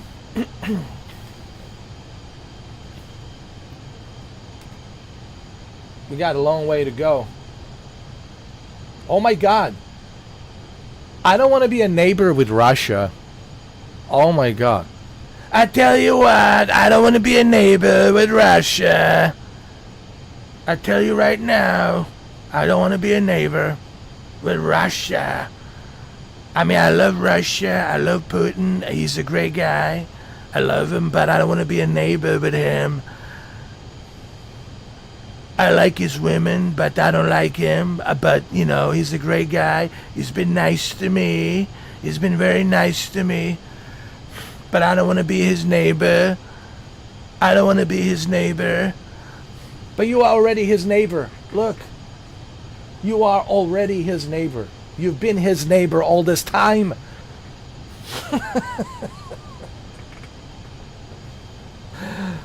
I couldn't believe he said that yesterday. I was like, oh my God.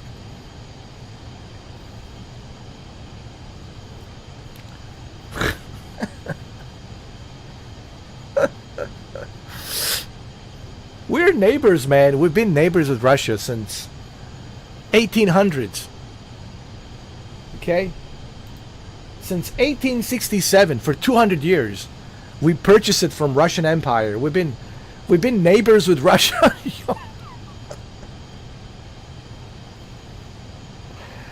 Oh my God. Oh.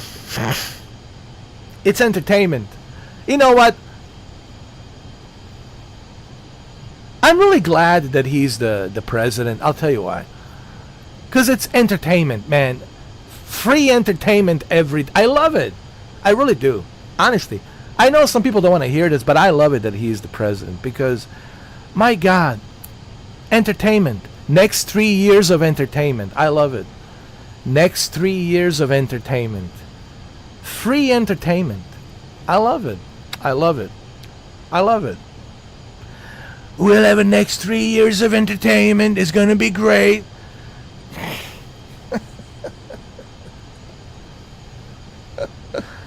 We'll take to Greenland. We'll own it. We'll have neighbors on the east side of Russia. We'll have neighbors on the west side of Russia, the Alaska. So we'll have our neighbors together on the Alaska border and the Greenland border. Actually, you're more of a neighbor to Sweden than you are to Russia. If you purchase Greenland, you're more of a neighbor to Sweden, because Sweden is closer to the Greenland.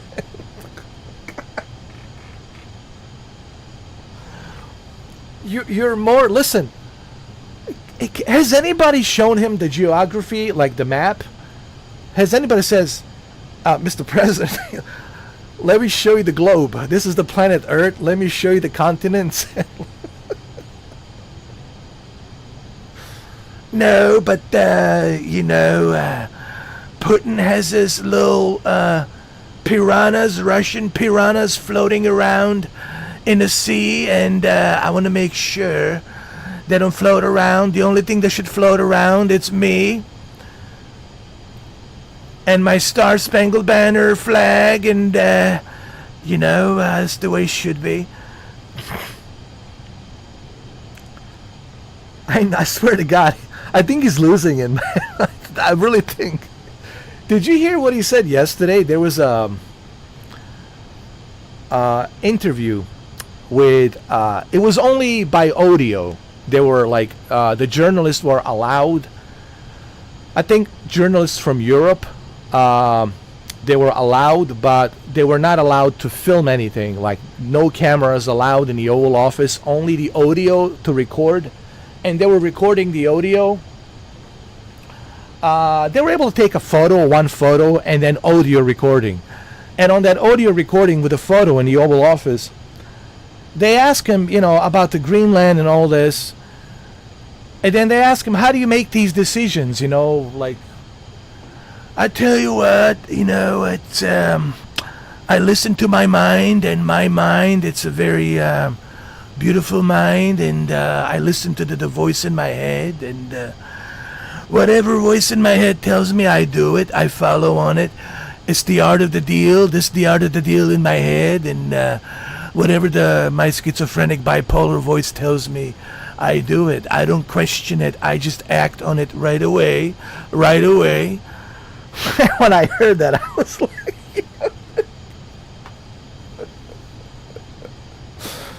yo, dude. Oh my God. I'm not making this up. Hello? Look. People who are watching. I'm not making this up.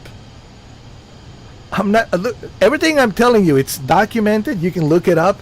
You can go to the internet. You can go to Google, YouTube. It's there. Yo. I wish I was making this up. I wish it was a comedy, honestly, but it's not. But my God. But it's entertaining to me. I'm sorry that you guys have to deal with this and endure all of this, everybody, but I love him, even though I didn't vote for him. But I love him. I really do. Because I see myself in... can I be honest? Even though I didn't vote for him, and I don't agree with what he's doing, of course, but I love him. Because he reminds me of me. He really does. He reminds me of me, in a way. Because I'm kind of the same way, dude. I don't give a shit what anybody says. I'm going to do what I want to do. I really see myself in him. Maybe I'm his child. Maybe I didn't know that I'm his child somehow, you know, not in the 80s or in 70s. I don't know. He met my mom or something, whatever, and it was a one-night stand. I don't know. Maybe I'm his son. I don't know. I don't know, dude. He's done a lot of, you know, he had a lot of sex, man, with a lot of women, right? Right? Didn't he have a lot of sex with a lot of women? I mean, he's a billionaire. God knows how many women he had sex with, right?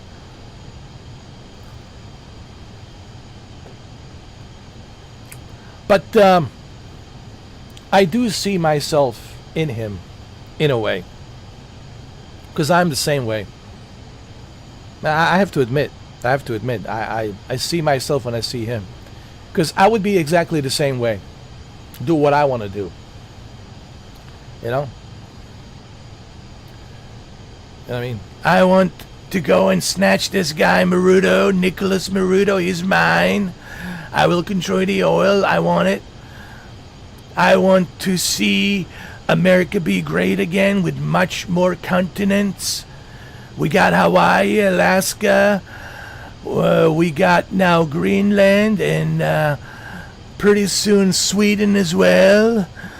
And then Finland, and it'll be ours. That's right. We're going to be neighbors. Me and Russia. We're going to be neighbors on the east side and the west side, and from Alaska to Finland. You know what? And I want United Kingdom to be part of America. You know why they call themselves United Kingdom? It's a small island. No, they're going to be under my command. Canada will be ours. It looks better when it's part of us. So the Canada, Alaska, and America, Mexico, Latin America, it all looks great. And then you add Greenland on top of that with Switzerland and Sweden and Balkans region and Ukraine, and it's going to look great. India will be also part of America. And then China will have no choice but to become one of us. Japan will be part of us too. Yeah.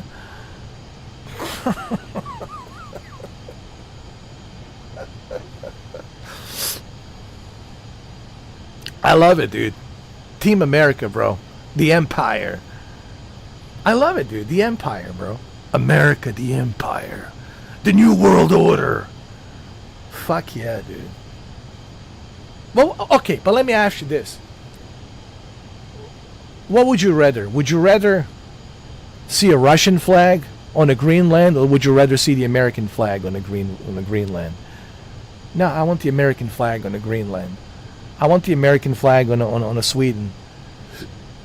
I want the American flag on a Finland, right on the border of Russia. And I want the American flags in Ukraine. That's right, eastern part of Ukraine. I want the American flags. That's right. Dominate the entire world, man. Hell yeah, dude. Think about it. You won't even need a passport, bro. How cool is that? I don't have to like even worry about my passport. I won't even need a passport. So okay, I want to go to Greenland. Let's go. Delta, let's book in a flight in Delta right now. Go to Greenland. right? Right now you can go to Alaska, right? You don't even need a passport. You should go to Alaska. Imagine that if Sweden becomes one of ours. How cool is that? How cool would that be, man? You don't even need like a passport. You can just go to Sweden. How cool is that? Think about it. Won't even need a passport. Just go to Sweden. But I don't think Russians would love that. They would not like that at all.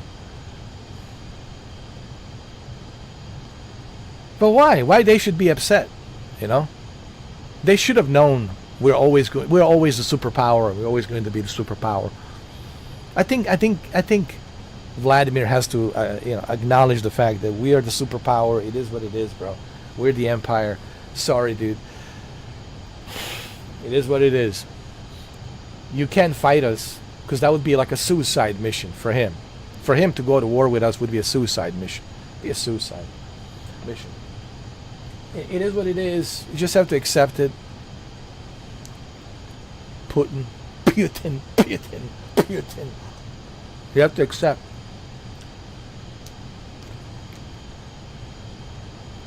That we are your neighbors. Well, listen. He can become part of the empire too. China can become the part of the empire. And then North Korea will have no choice. We'll have to give up. Like Middle East and North Korea will have no choice. They will have to give up. Like, all right, man, we can't fight the entire world. Like, all right. Like, that's it.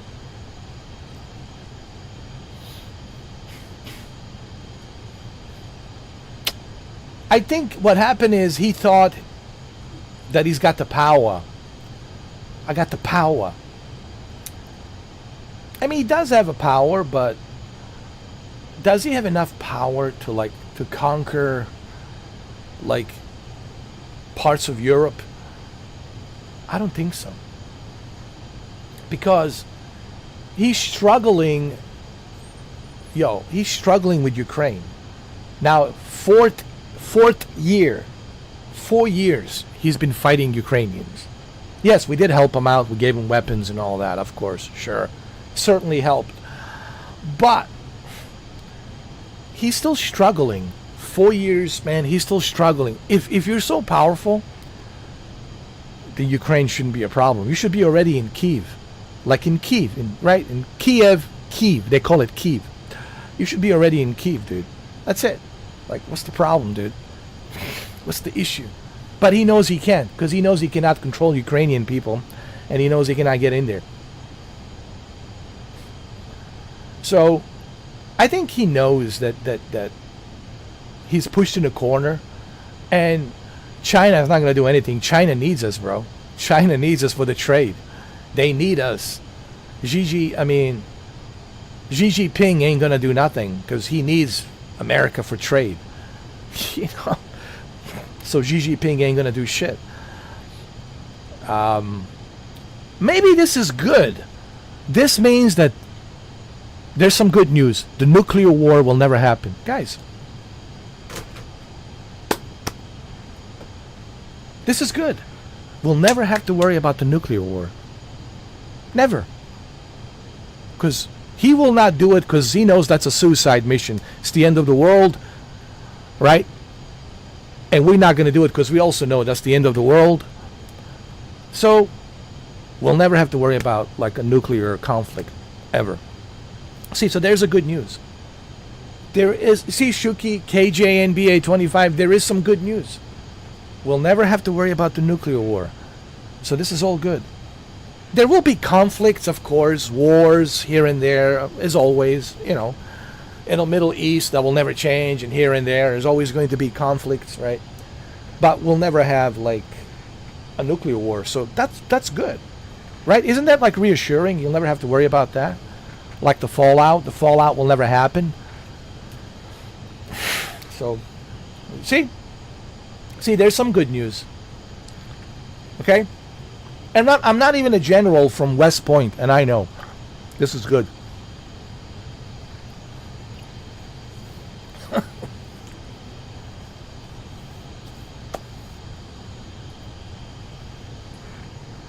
We are in Alaska, guys. See? You know where we are going? We're going to Point Hope. Point Hope, it's where they filmed the movie. Okay, which movie did they film? Point Hope.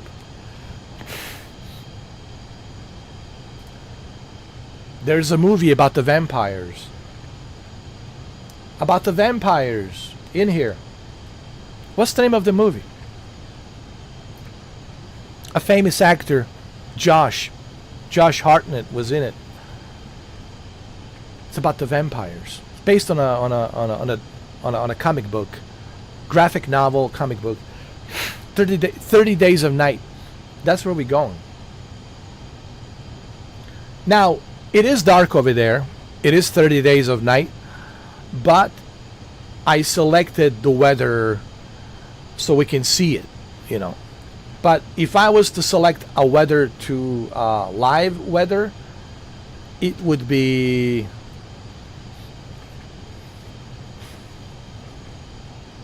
dark. So I choose to just, you know, keep it during the daylight here so we can see.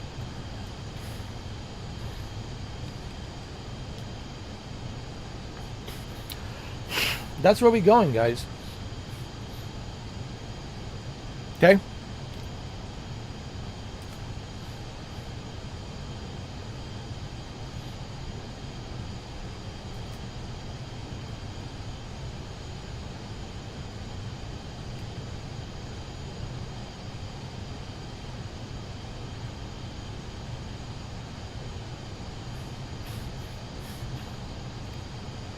We need to lower the altitude. I want to see the mountains. I want to see the mountains. Hold on.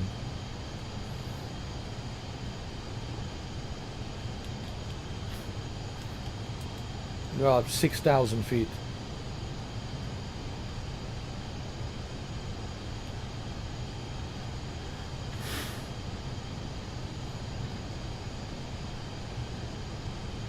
There you go.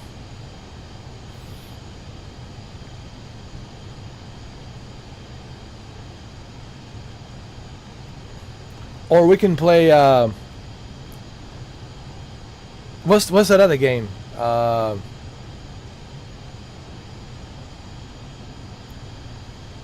other game that was the Ukrainian game. What's the name?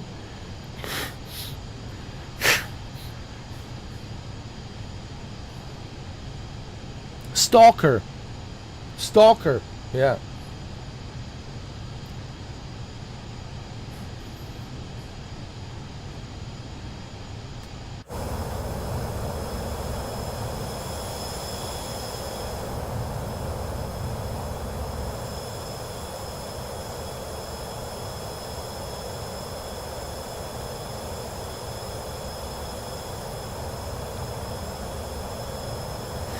Yeah, like a stalker.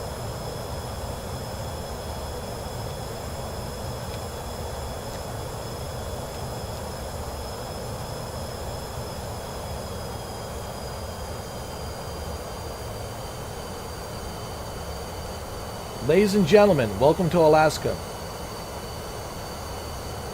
The last frontier.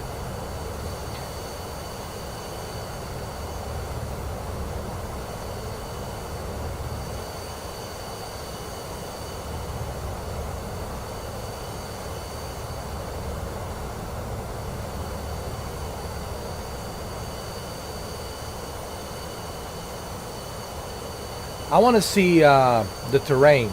So we're going to go very low.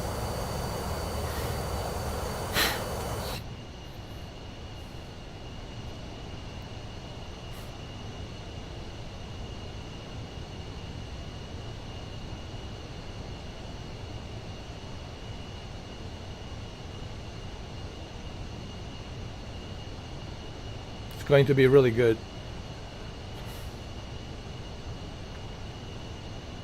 Oh, by the way, we're on a PlayStation 5. Did I forget to mention?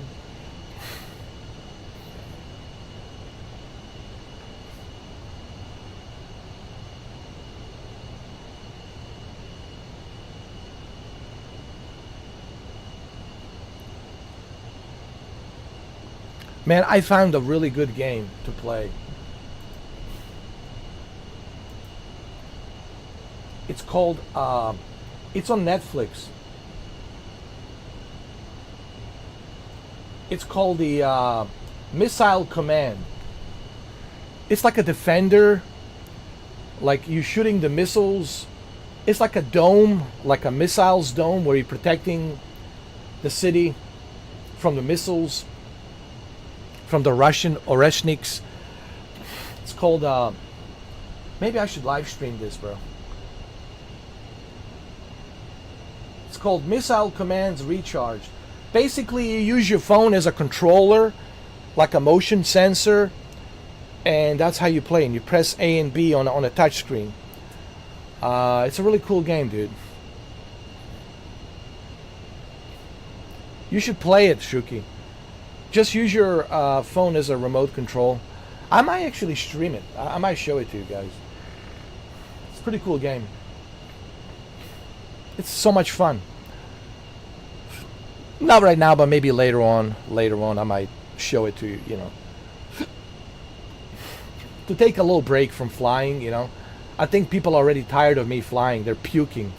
Oh no, Mr. 4K flying again.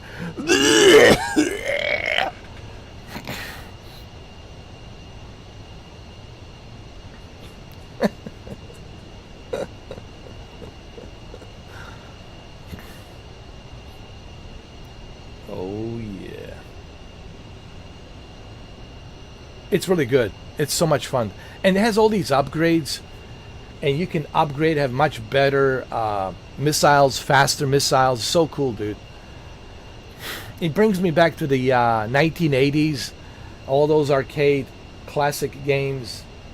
Hell yeah, dude. Netflix has asked me, would you like to have more of these types of games? It's like, yeah, please. Bring more of these games. I want to play.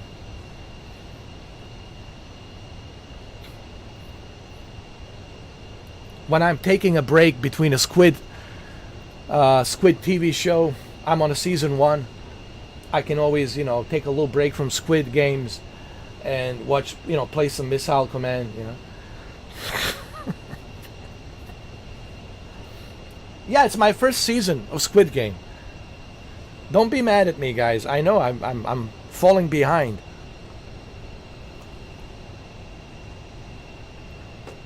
Squid Game for sure, dude. Green light, red light. Red light, green light. Green light, now green, red, green light. Red, green light. Green, red, green light. Red, green, red light, green light.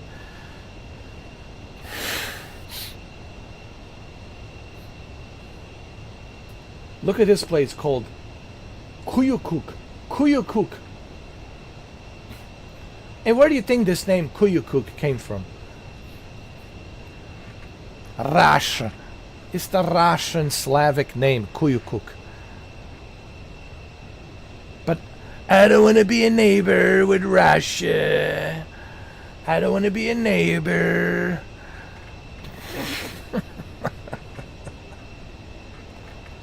Kuyukuk. I don't want to be a neighbor. No, I don't want to be a neighbor.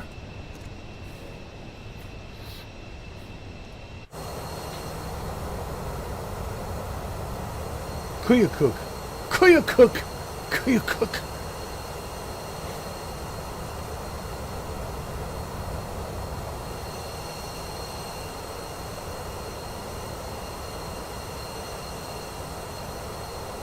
Imagine if you're here, middle of nowhere. Hey, listen. I found a new place for your cousins to relocate. Kuyukuk. Hey, call your cousin. Tell him that I found a new place for them to relocate.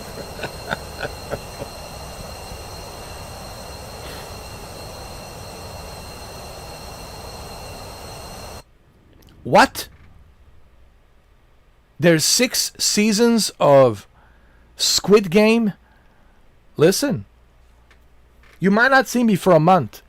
I might not be live streaming for 1 month because I'll be watching 6 seasons of Squid Game. You shouldn't have said that. Now you're not going to see me till maybe by the end of February, beginning of March, maybe April, maybe spring, maybe May, maybe June, maybe summer. 6 seasons. I'm still trying to finish 2nd seasons of Castlevania. Oh my God, you ain't gonna see me till like summer. I'm just kidding. It's okay. I'm not gonna watch the whole thing. You know how long it would take me? But I didn't realize there's 6 seasons of green light, red light, green light. I'm so far behind, dude.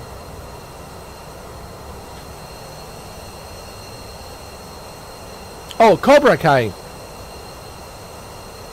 Well, I need to watch that as well. But how many seasons is there for green light, red light?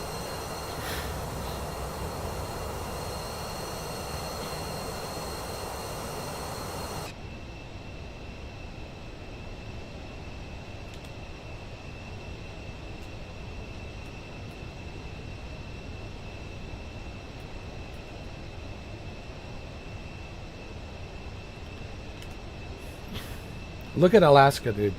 Look at Alaska. What a beautiful place. What a beautiful place. I mean, Karate Kid. I used to watch Karate Kid 1, 2, and 3 back in the days in the 80s. So I know he never ages, man. I don't know how does he do it.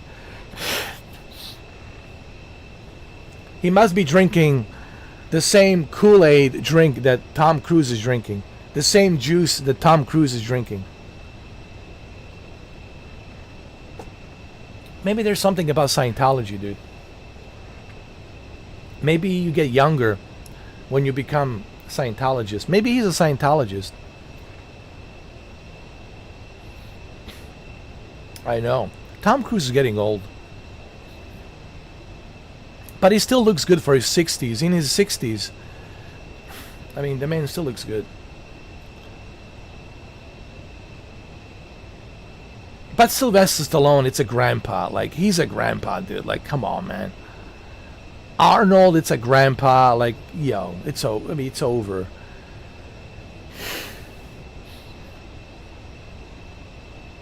William Zabka, yeah, he looks good too. Yeah, but Arnold and Sylvester Stallone, even Jean-Claude Van Damme looks old, man. Like, you old. Dolph Lundgren, even Dolph Lundgren looks old. He did this.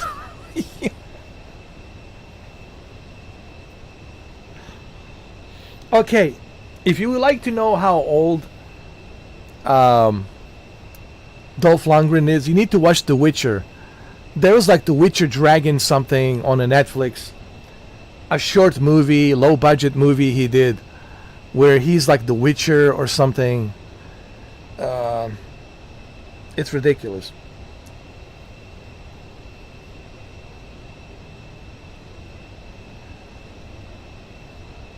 Who has a big stomach? Who?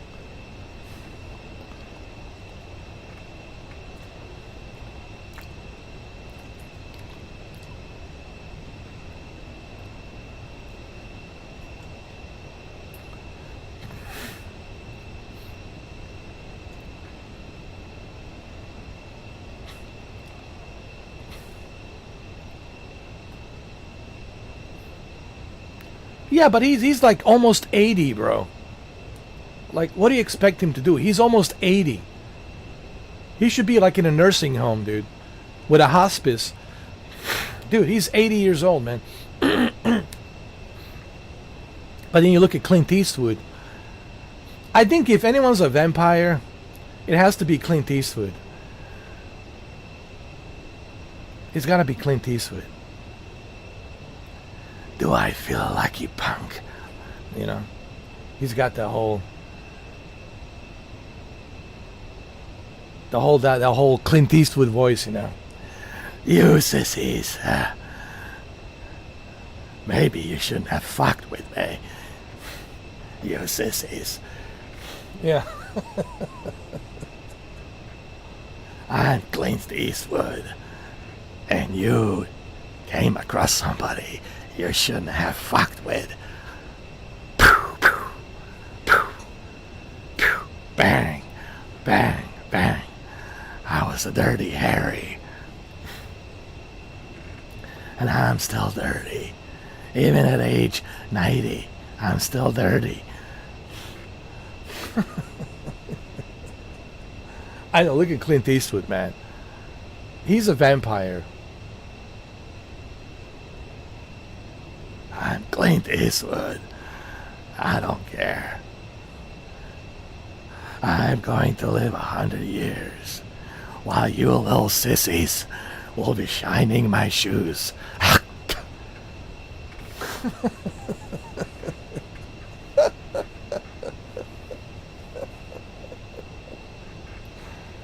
Clint Eastwood, man, he's 100 years old.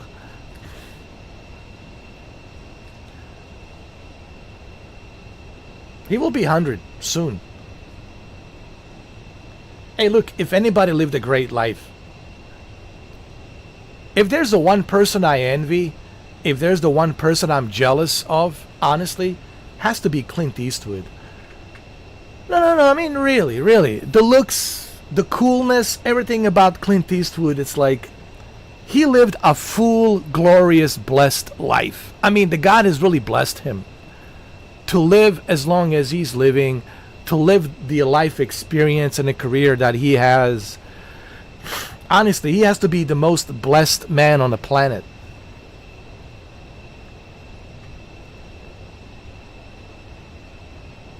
Honestly, he has to be the most blessed man that ever lived. You know, when he turns 100, he's going to say, nobody has lived the way I lived my life. 100 years of greatness. Honestly, I mean, I'm jealous of him. I think everyone on this planet, even Vladimir Putin is jealous of him. Even Xi Jinping's jealous of him. Everyone's jealous. How could you not be? Like, the way he lived his life and the way he enjoyed his life. Fully enjoyed 100 years of his life and continues on, even after 100 years, like a Dracula. The experiences that he had, what he's been through, everything, man. Like, really blessed, fully blessed life that I don't blame people for envying him and being jealous of him, because it's like, really, the God gave him the gift, the looks, everything, the career, the life, the coolness, the coolest guy ever. Just his presence alone, it's like even Brock Lesnar could not fight Clint Eastwood back in his prime. So it's, it's like there's something about him, like his coolness, how tall he is and cool, and his voice and look and everything. Just the coolest guy ever. And before Clint Eastwood, there was another guy, John Wayne, right? We'll say before Clint Eastwood, there was John Wayne. And rightly so. John Wayne was the coolest guy there is. But after John Wayne, and John Wayne lived a great life too. I mean, he made over 200 movies. 200 movies! Of course, the amount of pussy he got.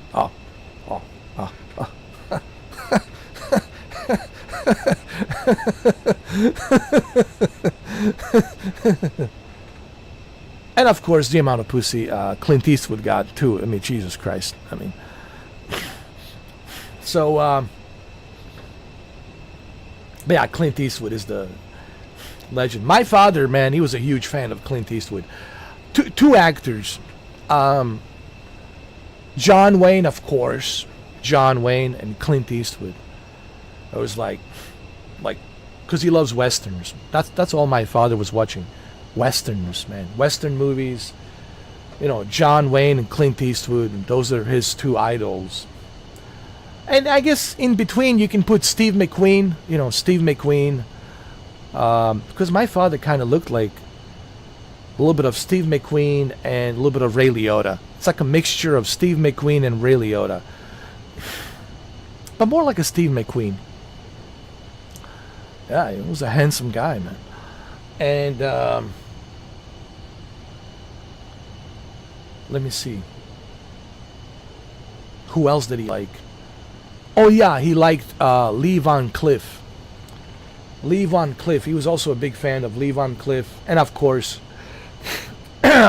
legendary. My God, Planet of the Apes and Ben-Hur, Ten Commandments. Jesus Christ, help me out here. You know what I'm talking about. Charlton Heston, of course. God knows how many times I was forced to watch Ben-Hur for 4 hours. Good God. Yo. How many times I was forced to watch Ben-Hur, 4 hours of Ben-Hur. And of course, and after that, Ten Commandments and Planet of the Apes. Oh, hell yeah. I was forced to watch. Dude, holy shit, man. That was my very first introduction to movies, was Charlton Heston. Charlton Heston is my daddy. Or was my daddy. Yeah, man, Charlton Heston was like, the very first thing I saw was Planet of the Apes. And of course, you know, yeah, I mean, John Wayne, of course, after that. Clint Eastwood, Fistful of Dollars, a few, the good, the bad, the good, the ugly, the good, the bad, the ugly, whatever. You know, and many other movies. Dude, I was also I was forced to watch Clark Gable. Yes, on a black and white TV. Gone with the Wind. Oh my God. I was forced to watch Gone with the Wind. And my first time learning about Patrick Swayze wasn't the Young Blood. I didn't know about the Young Blood. It was the TV show that I was also watching on a black and white TV, because my grandma, because we were back in Bosnia, we were living with our grandma up in the mountains, and she had a black and white TV. So there was this TV show, North and West, South and North, called South and North. It's during the Civil War, called South and North. And Patrick Swayze was in there. I don't know if he was playing Confederate. Did he play Confederate? Yeah, I think, no. Was he the U.S. Army, or was he Confederate? I don't know. I'm trying to remember now. But I know it was called North and South. It was a TV show. This is back in the 80s. And Patrick Swayze was in it. That's where I first heard about Patrick Swayze. And then The Ghost and Young Blood. And then, of course, the, you know, with Keanu Reeves, the other movie, Jesus Christ, Point Break, of course, after that. Point Break.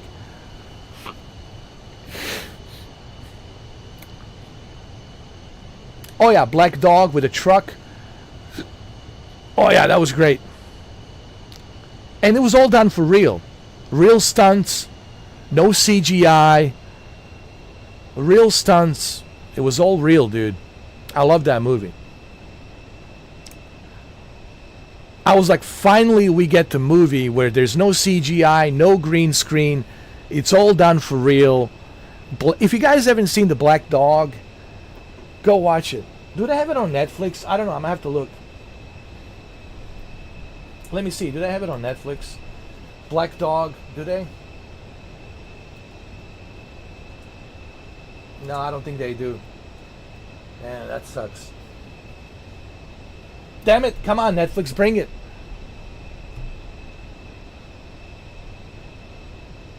Netflix, bring The Black Dog. Come on.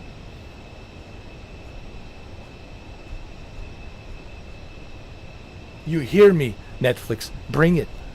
Bring The Black Dog. They don't have Black Dog. You know, why did they remove it? Don't remove it. Bring it. Yeah, Randy Travis, Meatloaf was fucking great, man. it was all for real. Like all of the stunts was all like in Georgia or South Carolina. I think it was in North Carolina. It was in North Carolina or South Carolina. I think it was South Carolina. It was in South Carolina. Might have been in Tennessee. I don't know. Maybe it was part of Tennessee and South Carolina. I don't know. But anyway, it was really, really good. It was all filmed for real. Everything was filmed for real. No, it was... Dude, he did his own stunts. That was him driving a truck, dude. That was him. All the stunts was him. There was no CGI. All the trucks, semi-trucks, all for real, dude. Just like in the movie with Chris Christopherson, The Convoy, right? They did it all for real. I miss the movies with practical sets. Everything's done for real. I'm really tired of CGI.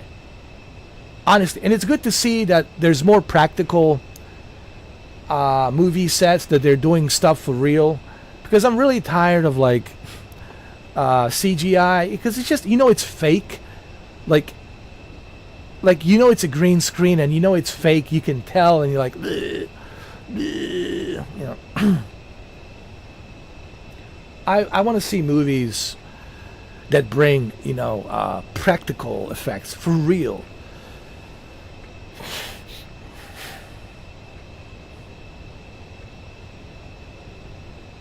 Oh yeah, if Patrick Swayze was alive, there would be a Black Dog too, for sure. I can't believe he died, bro. We lost him early, dude. We lost Patrick Swayze way too early, dude. Way too early. Same thing with Ray Liotta. We lost Ray Liotta way too early. Same thing with Tom Sizemore. He was another good actor too. I know he had trouble with drugs and all that, but he was a great actor. Made some great movies. He died early as well. I mean, Patrick Green. We just lost Patrick Green, dude. The guy from The Mask and Zed is dead. Where's Zed? Zed is dead. Pulp Fiction, He played a bunch of villains, but it suits him perfectly. He died. Jesus, man. We lost a lot of great actors, man. Fuck, 57, dude. Jesus Christ. We lost, listen, man. We lost a lot of great actors, man. It really sucks. What do we have now that's left? What's left? Ben Affleck, Matt Damon.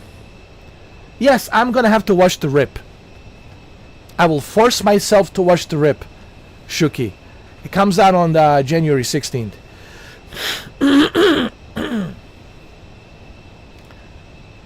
Even though I don't like Ben Affleck, but I will force myself to watch.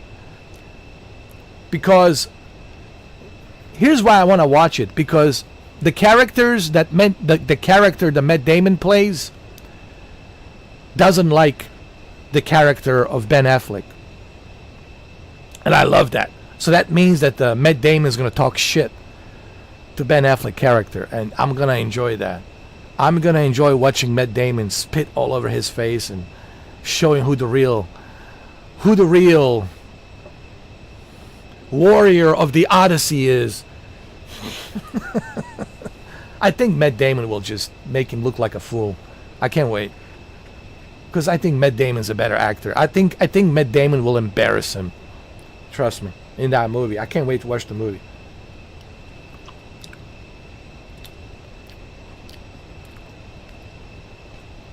You should watch it too.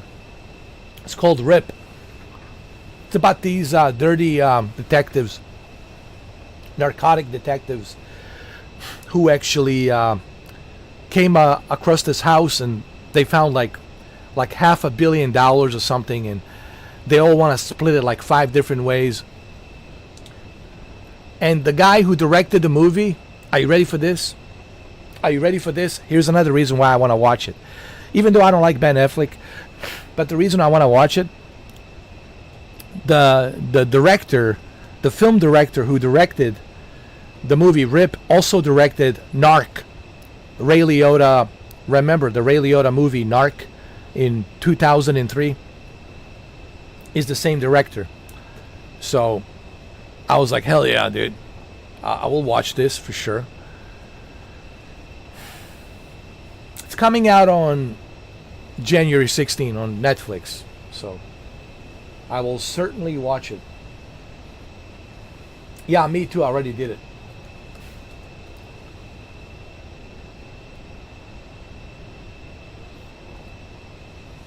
It will be good. It will be good. Because if it's anything like Narc, I just wish that Ray Liotta was alive. If Ray Liotta was alive, I'm sure he would have casted Ray Liotta in that movie with Matt Damon. I guarantee you. The only reason he put a Ben Affleck in there is because Ray Liotta unfortunately passed away. But if Ray Liotta was alive, I guarantee you, Ray Liotta would be in that movie, opposite Matt Damon. And then to see Ray Liotta and Matt Damon face off each other, fucking A, dude. Oh, fucking A, man. Yeah, I Matt Damon, yeah, because from what I had heard, Ben Affleck is a bad guy in a movie, and he cannot be trusted. He's a sleazeball. His character, it's a sleazeball. But Matt Damon is a righteous guy. He's like, hey, man, this is not what we wanted. Like, we made a deal. No one's going to rat us out. Who ratted us out? And then we find out it was Ben Affleck. Benny ratted us out. I can't wait to see the movie, man. I want to see it, and then I want you to tell me what you think. Right after we see the movie, I want to talk to you about it. On a circle. I want to talk to you about it on a circle privately, because I don't want to talk about it like on a public chat, because I don't want to spoil it for the people, because people want to see the movie. So we're not going to do that, but we'll talk about it on a circle. Like, it's coming next Friday, actually. Next Friday. Yeah.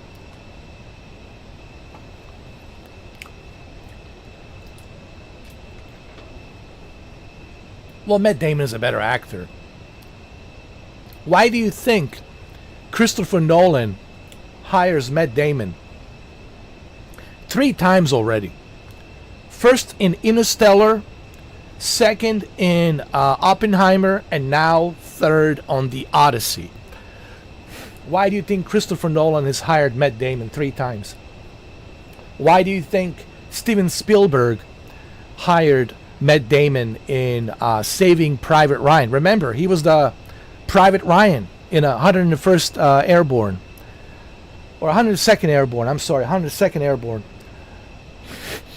Why do you think Steven Spielberg and Christopher Nolan and Ridley Scott in The Martian hire Matt Damon? Because Matt Damon's a better actor. Sorry, Benny. Michael Bay didn't like him. Did you know that? What a surprise. Did you guys hear the story? There was an interview with Michael Bay. Now, he didn't say, like, out loud, oh, I don't like Benny, whatever. But he did say we had a problem with him because he had small teeth back when they were filming Armageddon. And this is true story. It's okay. Some of us are born with a small teeth. Nothing wrong with that. Michael Bay wasn't trying to be like some asshole about it. He just simply said, for this role, I need you to have bigger teeth, more defined teeth, because it's a big budget movie. It's Armageddon. Aerosmith's daughter, right? Aerosmith's daughter is in the movie. Bruce Willis is in the movie. Steve Buscemi's in the movie. So many actors in the movie. It's a big blockbuster movie. And I need you to fix your teeth. Jerry Bruckheimer told him the same thing. Michael Bay told him the same thing. And he kind of got pissy about it. Well, you don't like my teeth? No, you're the movie star, dude. You got to look a certain way, man. Okay? It is what it is. You want to be in Hollywood? You want to be in a movie? You have to do plastic surgery, implants, all that shit. It's just people want to see nice things. They don't want to see bad things. And he got like pissed about that. But Michael Bay says he was a pain, and he did have to do, the implants, the whole thing. So I guess he didn't like wearing the implants. Maybe that's why he's an asshole, because he had to wear an implants.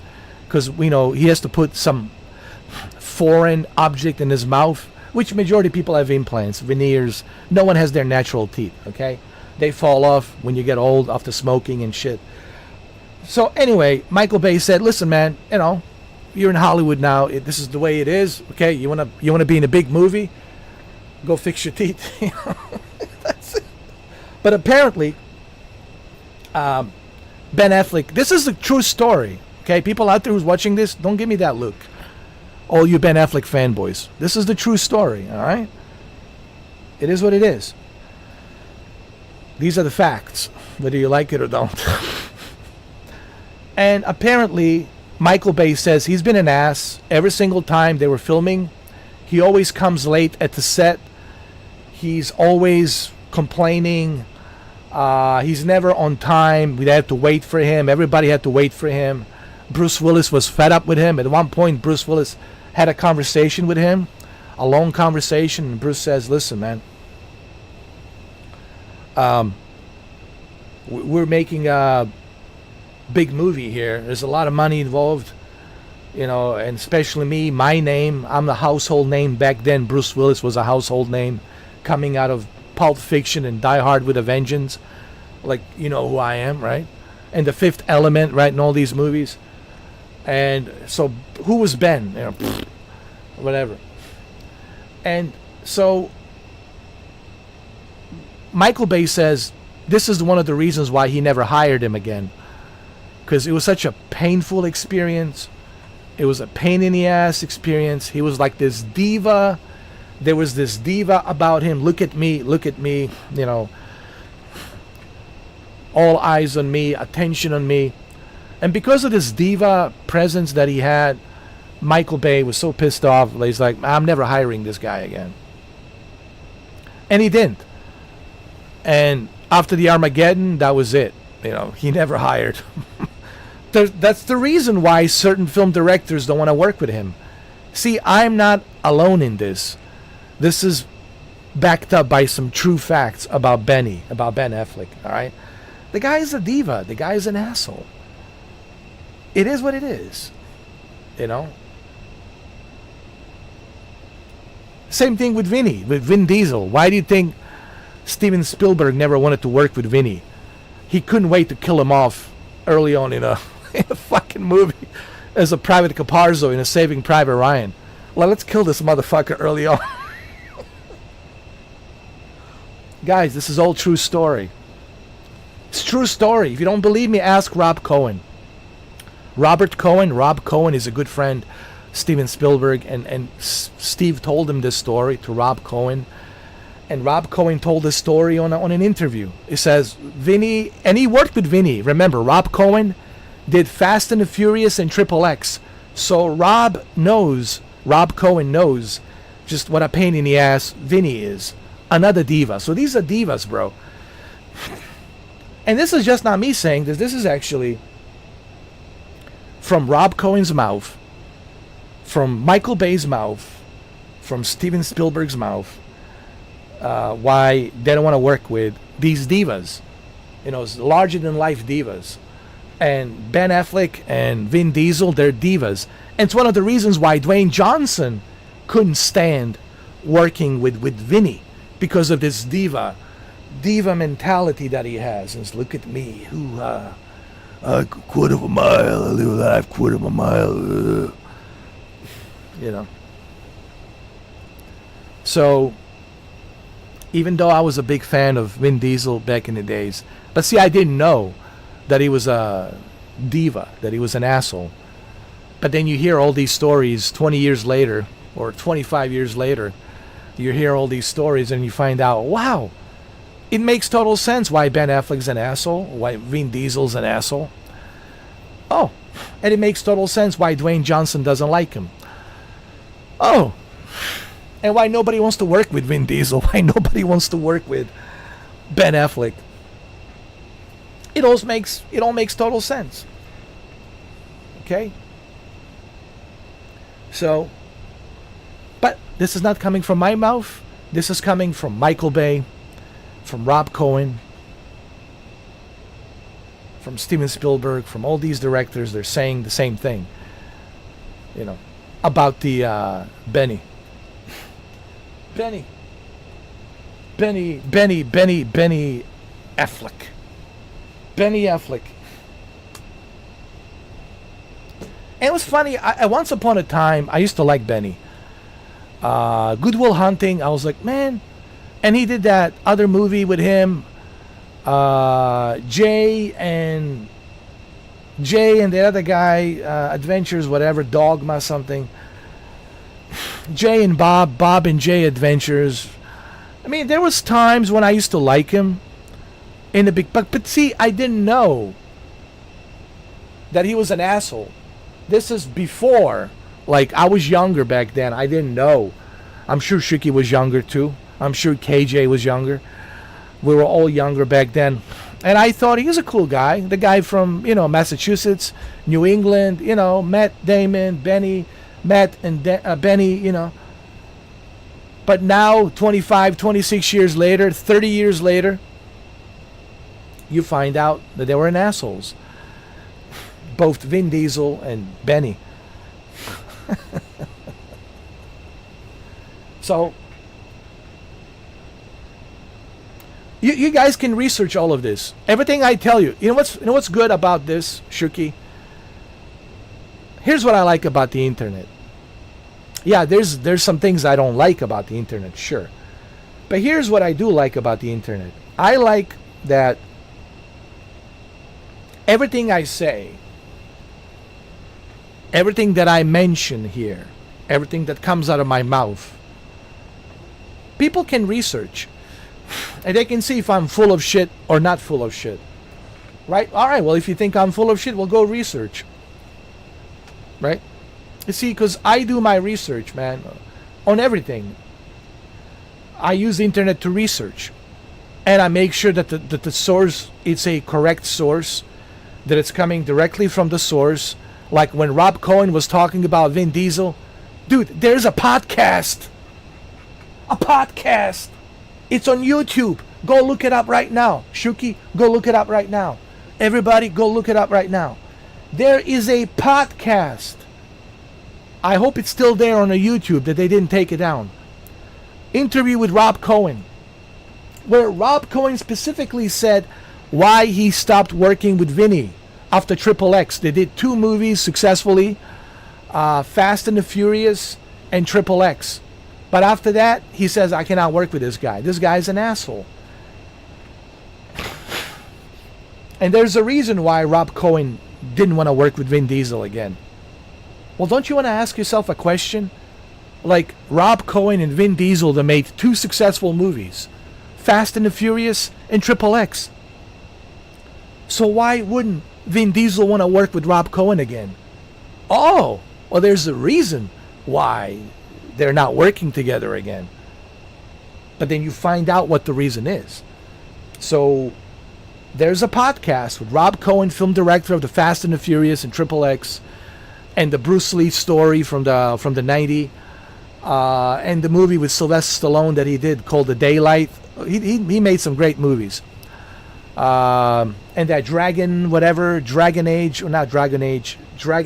Heart with Dennis Quaid. He made a bunch of good movies. And what's his name? Sean Connery as a dragon. So, and he said, this is the reason why I don't work with him. Don't forget, who found out about, who helped recruit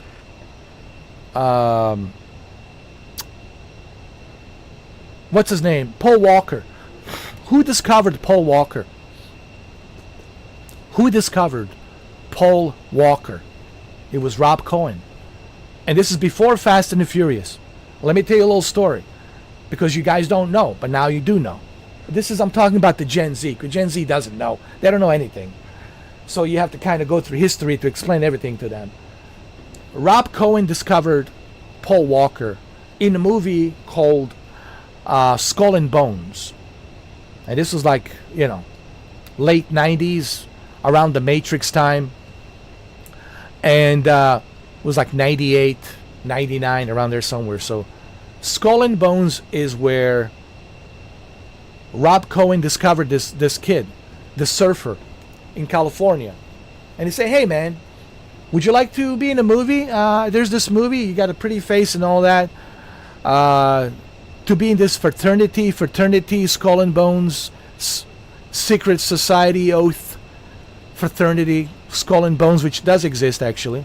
It's a society, secret society. George Bush was part of it. Many other presidents, Senior Bush was part of it. So, would you like to be in this movie? So that's where Rob Cohen discovered Paul Walker. And because of the success of Skull and Bones, well, Fast and the Furious. He brought him in the Fast and the Furious. And guess who was the star of the Fast and the Furious? It was Paul Walker. It was never Vin Diesel. Vin Diesel was a supporting actor. It's just everybody, got so, hypnotized by Vin Diesel and his wife beater shirt and, him doing this, his black wife beater shirt, and he's doing this. I live a quarter of a mile, winning's winning. The deep voice and all that bullshit. So everybody kind of got hooked into that. His persona, right? But it was really Rob Cohen that wanted Paul Walker to be the star. And really, if you really think about it, the star of the Fast and the Furious, it's Paul Walker. Vin Diesel was just a supporting actor. What made Fast and the Furious was Paul Walker as an undercover police officer investigating these illegal street racings. Right? So, but Vinny was hard to work with, according to what's his name, Rob Cohen, especially with the Triple X. He was already coming out of the Fast and the Furious, right? Big movie star, Pitch Black, and now he's doing Triple X, so he felt like a diva. Look at me, I'm a diva now. I made the Fast and the Furious, everybody likes me. I did Pitch Black, Chronicles of Riddick, look at me, ooh, wow. I made a video game, Chronicles of Riddick, look at me, Triple X, right? So he felt like a diva. And Rob didn't like that, because Rob was like, well, who put you in the Fast and the Furious? I did. Without me, you wouldn't have the damn career. If it wasn't for Steven Spielberg in Saving Private Ryan, nobody would even know who the hell you are. Nobody. You would still be bouncing bars as a bouncer. So, and you know what happened, Shuki? He was ungrateful. It's what happened. And I think that's what happened to him. He was like, well, I'm a big movie star now. I don't need anybody. I don't need you, Rob. I don't need you, Steven Spielberg. I don't need anybody. I'm Vin Diesel. I'm Vin fucking Diesel, man. Screw you, Dwayne Johnson. I'm Vin Diesel. And that's what happened, dude. And that's what happened. So same thing with Ben Affleck. Look at me. I'm Ben Affleck, The Good Will Hunting. I got an Oscar. Suck on my Oscar, will you? What happens is, and this happens to some actors, the movie star goes into their, like the whole mentality of movie star. That's why you don't last too long if this whole mentality of a movie star goes in your head. You should become an actor because you love acting. Daniel Craig talked about this. He's very humble. Even though he's a James Bond, very successful James Bond movies he made in the past, 20 years. But he's very humble about who he is. Like, I'm an actor. Yes, I've played Bond, and I'm grateful for having the opportunity to play James Bond successfully. But I don't just go around, hey, look at me, I'm a James Bond. What do you think about that, huh? Shaken and not stirred. Like, he's humble as an actor. Adrian Brody is also humble as an actor, even though he's done Pianist movie, won an Oscar. He's done, worked with Peter Jackson, so many different film directors and whatnot. Very successful movies. These guys are humble, man. Like, as an actor, Matt Damon's humble, even though he worked with Francis Ford Coppola. He worked with Francis Ford Coppola, Steven Spielberg, Christopher Nolan, but he doesn't walk around like, hey, I'm a Matt Damon. You know who I am? Like you have to be humble, dude. And that's why the actors who are humble and they enjoy acting, they love the process of acting, they love the job of acting, those are the real actors. Actors who love acting. Actors who want to be a movie star, they turn into assholes. And they become assholes right away. Like George Clooney became an asshole because, I'm a movie star. Same thing with Brad Pitt, this whole movie star thing. Dude, just lay off that sauce, Brad. Alright? We know who you are. But, they have this, I'm larger than life, I'm bigger and better than you, like my dick swings bigger and better than you. Like this bullshit mentality, that they have. And I'm not a fan of movie stars. I'm a fan of actors. You catch my drift, Shuki? Like, I'm a fan of actors. I love actors who love acting. And I'm not a fan of movie stars. Because if you think of yourself as a movie star, then you will turn into an asshole. Because you're going to think that you are some larger than... Look at Clint Eastwood. He never looked at himself as a movie star. He looked at himself as an actor. I'm here to do a job. I love this job. I love making movies, and that's it. I love making movies. He made some movies, produced some movies. He acted in those movies, and he loves the process of movie making. But it doesn't go around, hey, look at me, I'm a Clint Eastwood. You know who I am. You need to spit on my shoes, shine my shoes right now. Like, he doesn't go walk around, treat you like some, like you below him or down, beneath him. So I'm not a fan of movie stars. I'm a fan of actors. You're an actor, that's your job, and you love acting, But that's just me, anyway. And there's a lot of great actors. Listen, thank God, man. We have a lot of great actors, and we lost some great actors. Ray Liotta was one of them, obviously. He never looked at himself, hey, look at me, I'm a good fellas, I'm a movie star. He just loved the process of making movies. And he did a great job on it. Gary Oldman is a good example. Even though Gary Oldman done so many great movies. But he doesn't walk around and say, hey, look at me, I'm a movie star, right? So I love actors who are actors. So I don't like this notion of I'm a movie star. Because if you look at yourself as a movie star, then you become an asshole. You become an asshole immediately because now you're larger than life. You're bigger than everything. And usually you don't last too long like that. Some actors, they suffer from that. Jean-Claude Van Damme was suffering from that. Muscles from Brussels, I'm a movie star. No, dude, you're an actor first. And of course, Steven Seagal, Mr. Aikido. He thought he was a movie star. This is why these guys don't last too long. Why is Kurt Russell still around? Why is Kurt Russell still making movies? Because Kurt is an actor. He doesn't look at himself as a movie star, even though a lot of you will look at him as a movie star. But he doesn't like that. He doesn't want to be looked at as I'm a movie star. I'm an actor. And he said, I got lucky after doing Disney movies that I met, John Carpenter, and because of John Carpenter, all these movies that he's done with him, The Thing, and Escape from New York, and all these other movies that he's done with John Carpenter, it opened up a door for his career as an actor, But even Sylvester Stallone was suffering from that. Well, Adrian, I'm a Rocky movie star. Even Arnold wanted to be a movie star. James Cameron said it on an interview with Michael Biehn.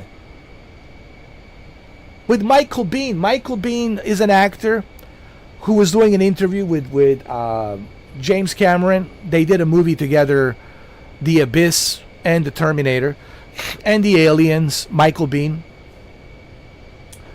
And this came out of James Cameron's mouth. And you can go look this up. So it's not coming out of my mouth. It came out of Jim Cameron's mouth. Jim Cameron says when Arnold Schwarzenegger came in to be, auditioned for Terminator, Jim asked some questions about him. I said, I understand you're Mr. Olympia, you lift weights, you've done some small budget movies like Hercules, blah, blah, blah. You've done Conan. He didn't do a Conan. This is before Conan. You've done Hercules and you've done some, small budget movies. And you're Mr. Olympia. I understand that. You did Pumping Iron and you fit the part for this robot Terminator. But let me ask you something, Arnold. This is from Jim. This is what Jim says. He says, Jim asked Arnold, so what are you looking to be? What are you trying to achieve as an actor? Like, what do you want your career to be as an actor? Like, what do you want to do? You know what the Arnold said? And this is quote from James Cameron, what Arnold says, quote. Arnold says, Jim, I don't want to be just a Terminator in this robot. I want to be a movie star. I don't want to be an actor. I'm not interested in being an actor. I want to be like a John Travolta. I want to be a movie star. So Arnold was suffering from the movie star, and he achieved that. So, but also he got washed up as well, because you can only do so much as a movie star until people get tired of you. Same thing with Sylvester Stallone. You can only ride that cocktail for so long as a movie star.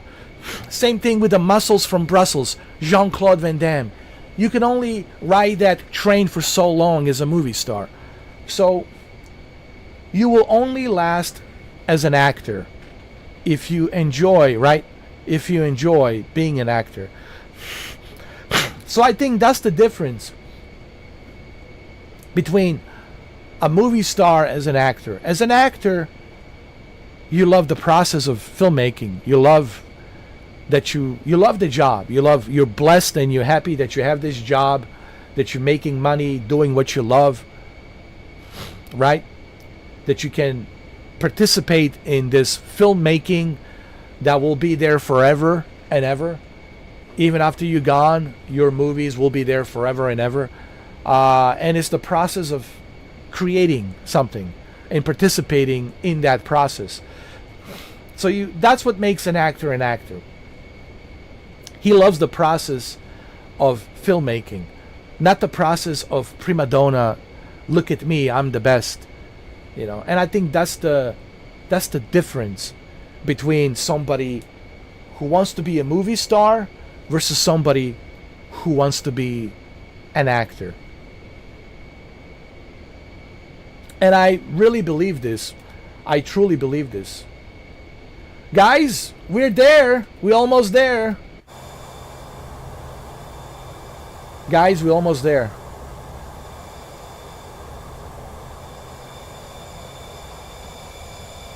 Guys, this is Point Hope. This is where the movie 30 Days of Nights was based upon. It was not filmed here. It was filmed somewhere else in Canada, I believe. I think it was filmed in Canada. I don't know.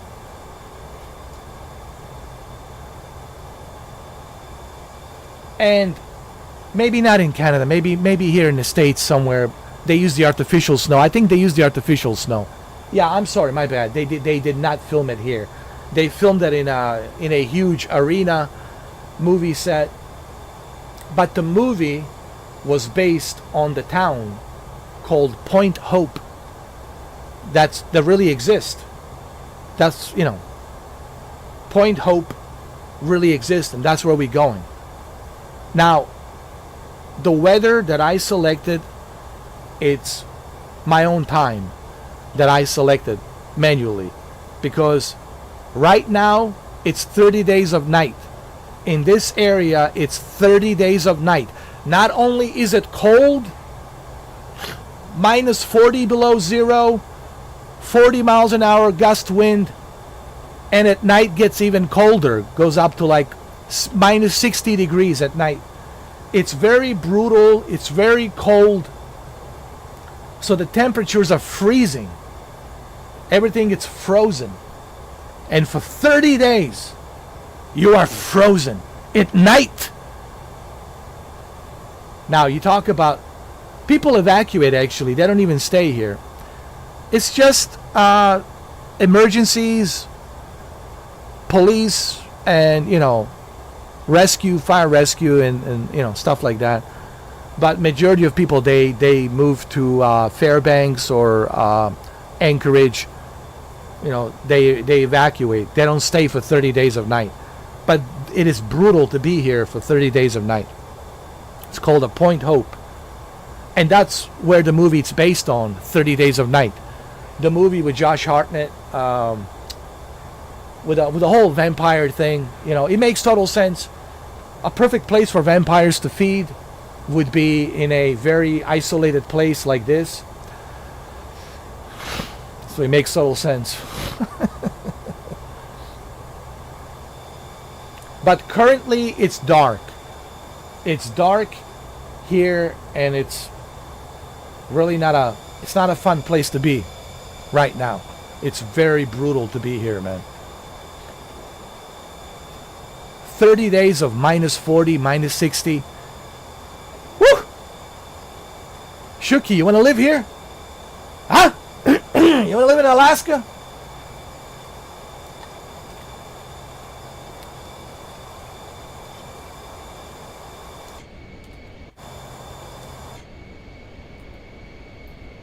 Let me give you some perspective, huh?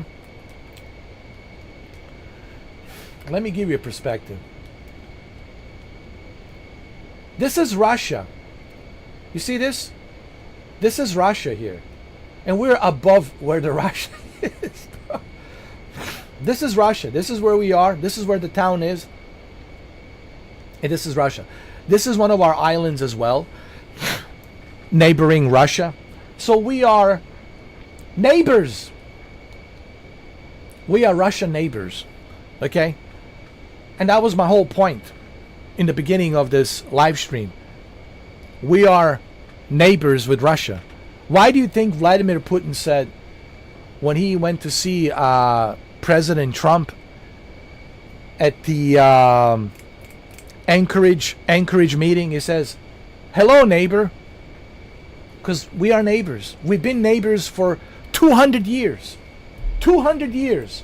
Since 1867. That's when we purchased the Alaska from the Russian Empire. Since 1867 for $7.2 million, which would be equivalent to $132 million today.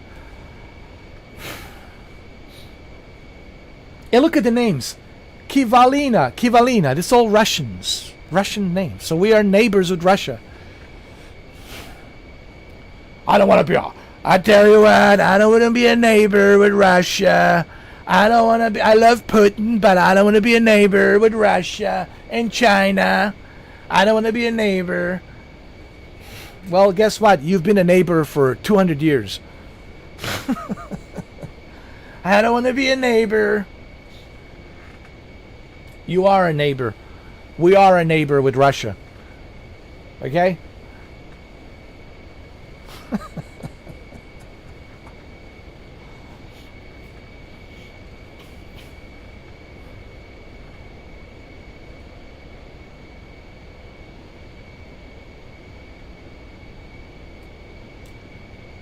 And even the original name was called Alyeska.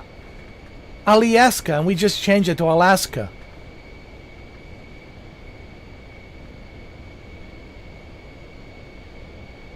We removed the Y and E and just call it Alaska. But the original name was Alyeska.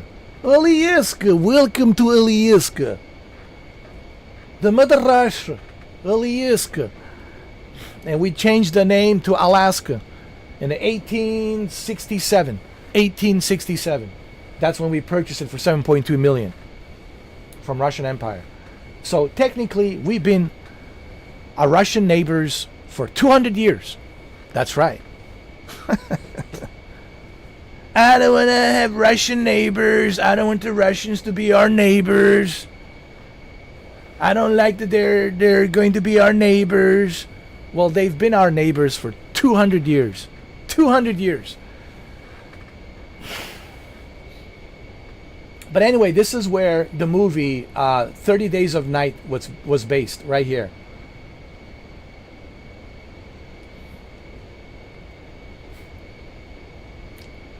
Point Hope. Point Hope. See, you learned something today. You see, Shuki, people are learning. They're getting educated. You know, you see what I'm saying? They're not only are they, listen, no other YouTuber will do this to educate you at the same time. Not only do you get to enjoy this live stream as a flight simulator, but you're also getting educated for free.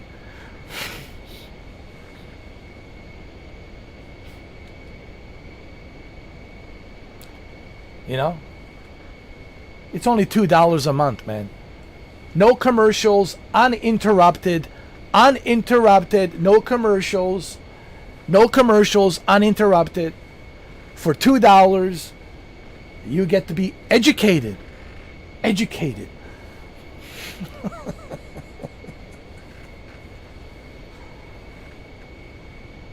You learn something about Ben Affleck. You learn something about Vin Diesel. You learn something about Alaska.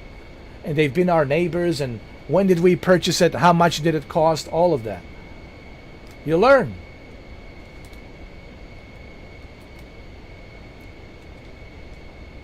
And you also are getting entertained. Entertained. On top of that, you are getting entertained.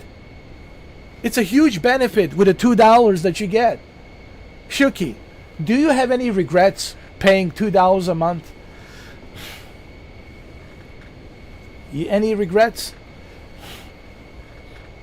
I know he's going to say no, because if he had any regrets, he wouldn't be here. You can't make Shuki do something he doesn't want to do. I'm telling you right now. If Shuki didn't like my channel, if he didn't like me, he wouldn't be here. He would just walk away, and that would be it. But I know the answer is going to be, yep.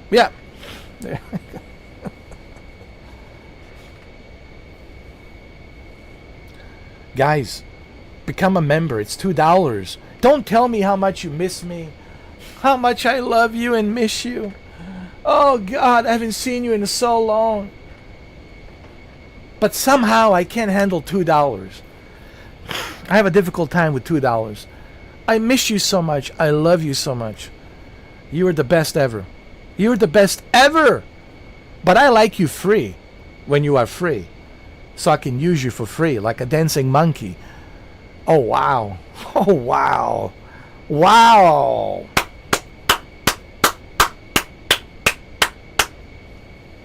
What do you guys take me for?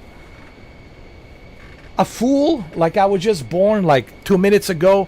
I cut my umbilical cord? Come on, show me some respect. Don't treat me like an idiot. You know, I wish the people would stop that. You know what I'm saying, Shuki? That really pisses me off. Like when people treat me like I'm some sort of an idiot. Like show me some goddamn respect, alright? Don't think of me as a fool, alright? And some people, they think I'm a fool.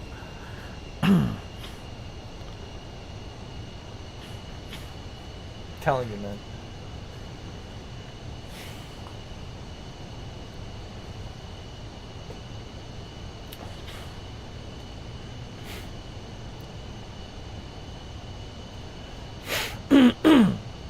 Exactly. It's not even about that $2, man. I'll entertain you for free. But when you start treating me like, when you start patronizing me and treating me like I'm some kind of idiot, that really pisses me off, dude. Show me some goddamn respect, you know? And I'll show you some respect too. But don't come at me like, oh, I haven't seen you in a long time. I miss you. Blah, blah, blah. All this shit. Like that one guy. Hey, do you remember me? Do you remember me from 2017? And it really pissed me off. Oh, yeah. I do remember you from 2017. And where were you now? All these years. Since 2017. That's an ancient history, dude. Where have you been since 2017? I don't need people like that, man. I don't need those kind of supporters, man. That's phony. That's fake. I'm not interested in that.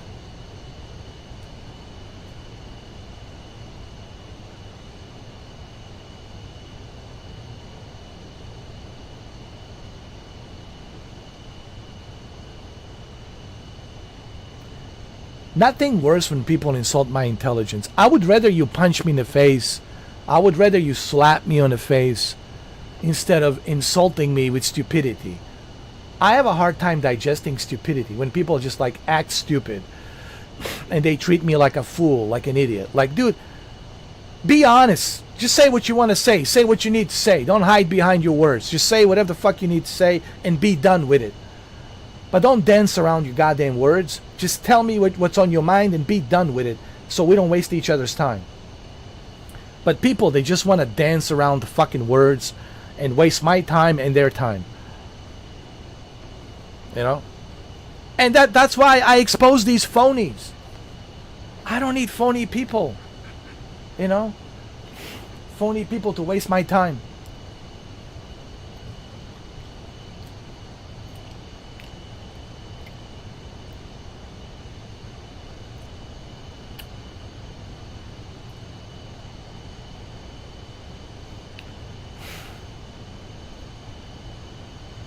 Exactly. I was surprised that you came back, actually, because you were blocked by you know who. Brandon blocked you. You and Jose. He blocked you. Remember during the wasn't a Ghostbusters. Yeah, it was a Ghostbusters game. He blocked you. He banned you. You and Jose. And then I was doing that Chernobyl game, and you and Jose came back, and you guys were pissed off. Like, shit, man. This asshole just blocked me for no goddamn reason.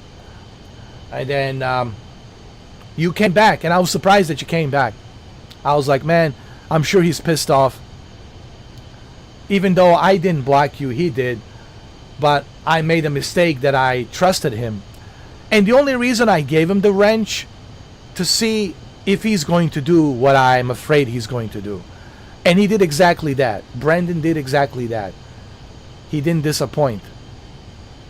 He got together with Mamba and others, and they were chit-chatting in the Discord. Hey, you have the wrench. Why don't you block Shuki, his friend Shuki, and then Jose blocked him. And he did exactly that. But I gave him that wrench to see what he's going to do. I knew he was going to do it, but I just wanted to catch him in the act of doing it. And I caught him in the act of doing it.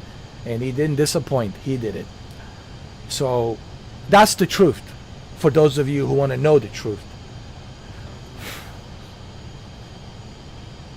I'm a very smart guy. I know who's who. Okay?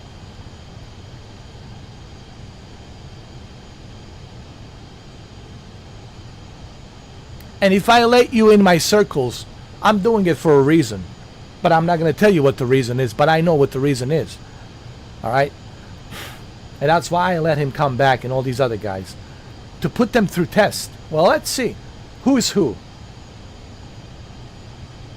It's like Daniel Craig's Knives Out, you know, Wake Up Dead Man, or Agatha Christie, who's who, who's guilty, who's not. It's like a murder mystery, you know. It's like one of those movies from, you know, Glass Onion. Like Glass Onion is a good example, right? So think of me like Daniel Craig, detective in that movie. All right, I'll let you guys come in, but let's see who's who. And again, I was right about every single one of you. It did not You did not disappoint. Neither one of you disappointed, because I already knew who you are. That's because I know who's who. And this is exactly why I isolate myself from people who are a certain way, because you will never change. Your words don't mean nothing to me, because you are who you are. It's in your blood. It's in your DNA. It's in your genes. Okay? You will never change. So that's why I don't waste time with people who will never change. Why should I waste my time, my valuable time, with people who will never change?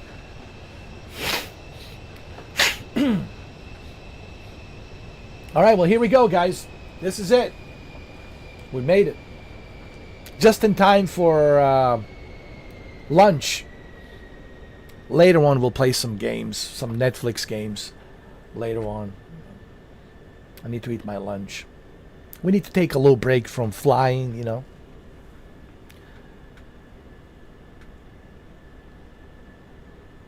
Well, for you, Shuki, you were still kind of new. You were trying to figure out who's who.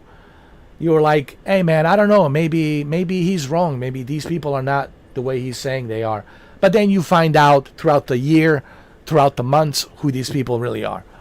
It took a little while, and I knew for you that it has to take a little convincing, and take a little while.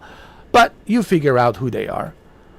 You talk to them, you were friends with them, right? And you can see what they're saying back to you, and you realized, oh, Mr. 4K was right about these guys. This is who they are. And I knew that was the only way for you to know who they are. That was the only way I can convince you. I cannot just tell you, well, this is who they are. I knew that it'll take some time for you to be convinced that this is who they are. Just like in Daniel Craig's Knives Out, Glass Onion, and Wake Up Dead Men movies, you know. You got to leave some breadcrumbs, you know.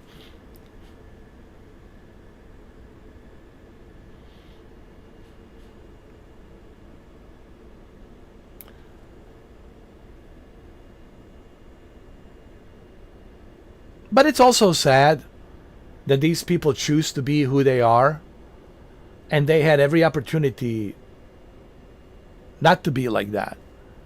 They had every opportunity not to do that. But they choose to do that. And everything I say here is documented. You can watch everything. All those videos, live streams, it's all there. I got 9,400 plus videos and live streams. If somebody wants to investigate and do a documentary about me, all they will find is nothing but credibility. Who is who did me wrong, who did this, who did that. It's all there. It's all there. People can look it up. They can investigate. It's all there. A thorough investigation. Check everything. 100% transparency. It's all there. Because I have credibility. They don't. So, but that's on them. And I really don't care. That's who they are. That's who they are. Actually, I appreciate people that tell me who they are, because they do me a great deal of favor, Shuki. When you tell me who you are, you're doing me a great deal of favor. Thank you, because you're letting me know not to waste my time with you. People who are covert and they're two-faced, triple-faced, quadruple-faced, covert. I don't like the covert individuals. Covert individuals are the snakes. Those are the ones I don't like, because they're ones pretending. They're pretending that you're a friend. They're pretending that they like you, but they really don't. They despise you, right? They talk shit behind your back. Those are the individuals that I personally don't like. Those are the snakes, and these are the snakes that I banned, that I blocked, that I exposed. And those snakes will never come in here. Ever. Never.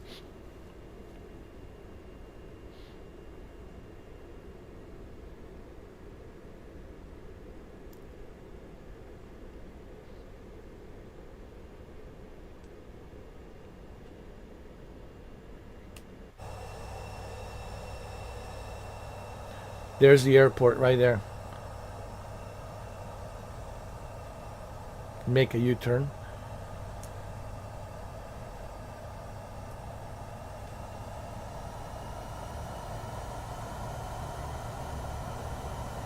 Just ban him, dude.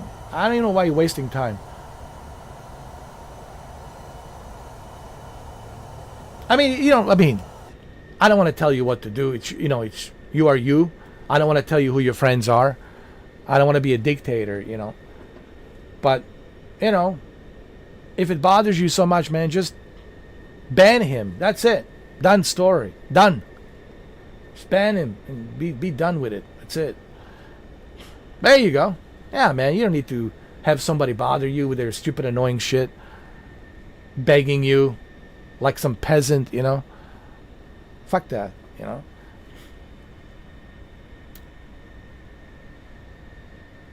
I know who it is. Abandoned show, I know.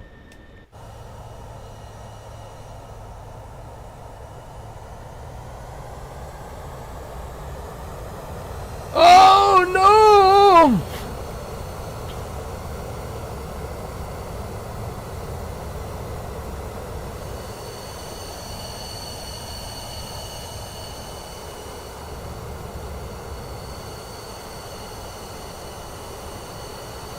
Now we'll be alright, don't worry. The abandoned show is trying to have me crash. It's not gonna happen, abandoned show. This is not going to turn into the mind's eye, alright?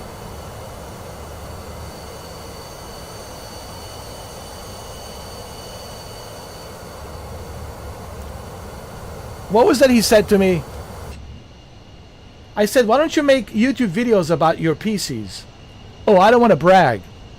Dude, it has nothing to do with you bragging. It's just like you're making videos about how to build a PC. How's that bragging, dude? Yeah, but I don't want to brag. Fucking guy, man. I don't want to brag. So that's not bragging. That's you helping people, telling them what components you use to build a really good PC. That's informative. Like you giving people some information on what type of graphics cards and CPU and motherboard and memory RAM and power supplies you're using to build the PC. I don't want to brag.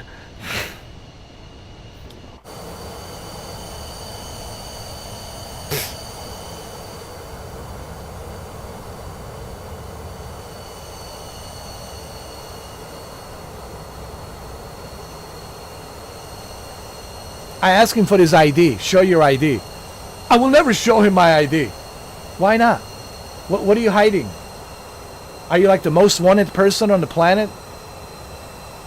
Should I alert the FBI? Huh? Should I alert the Interpol? I'm never giving you my ID. Okay, well then you fake. You're phony. Shuki showed me his ID. I know who Shuki is. Because he's real. He's not hiding. He's not hiding behind anything. While these other guys are hiding. You know, hiding all these fake ass fucking names. And I even know who they are. I even know their real names, but I don't give a fuck. It's not that important to me.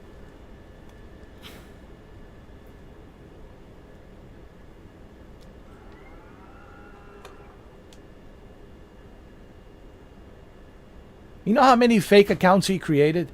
Yo, dozens of fake accounts.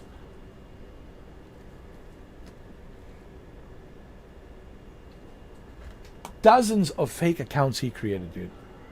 Alright, now everybody be quiet. I gotta land. Moment of silence.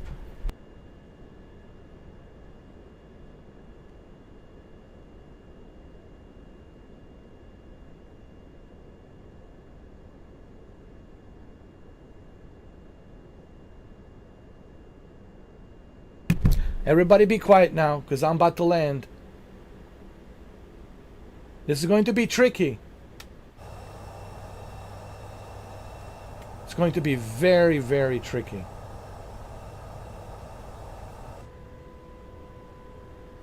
Oh my God. Oh my God.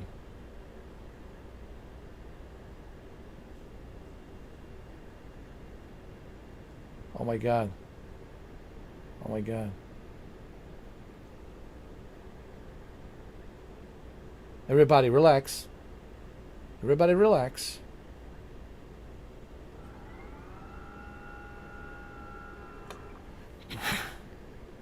Okay? Everyone calm down. Calm down. Calm down. Calm down. Huh? Huh? Ah.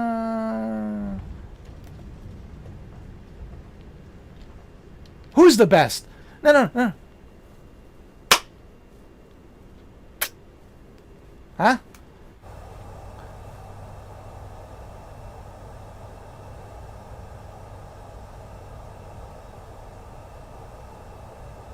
I don't want to brag. Listen, I don't want to brag, Abandoned Show. I don't want to brag. But I just want to brag. Huh? That's it. No videos. Live stream. Live. Live. Doing this live. That's right. All right. No video editing. Nothing. Live. So people can see it live. All right. But I don't want to brag. I don't want to brag.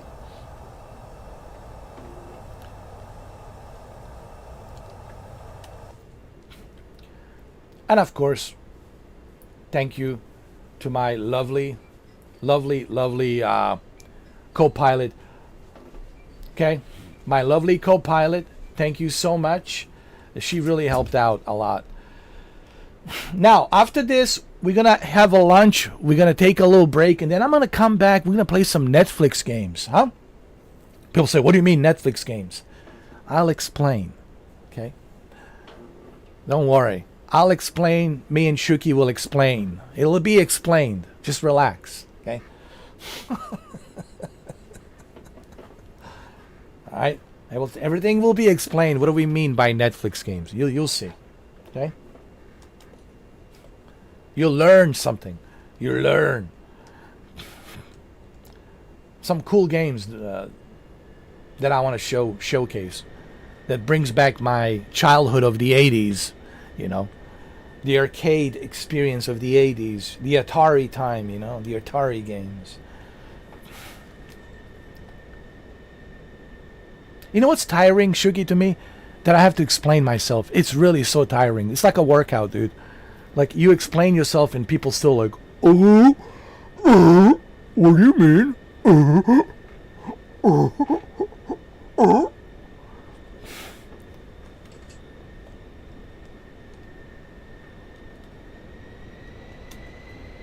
There we go. Come on. What's happening?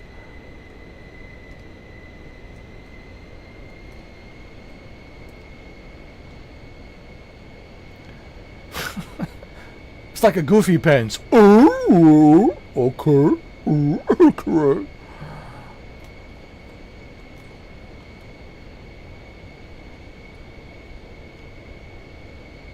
And I'm not being an asshole.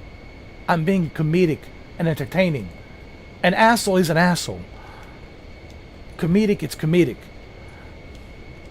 Learn the difference. Oh, I don't know.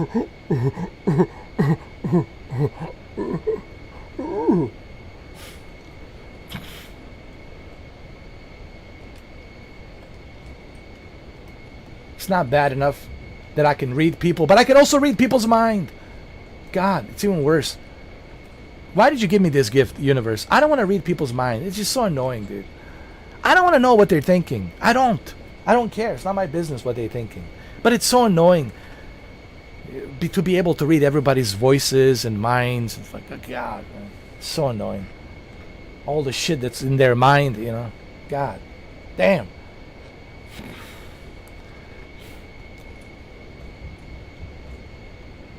I was raised in Area 51, all right? Okay?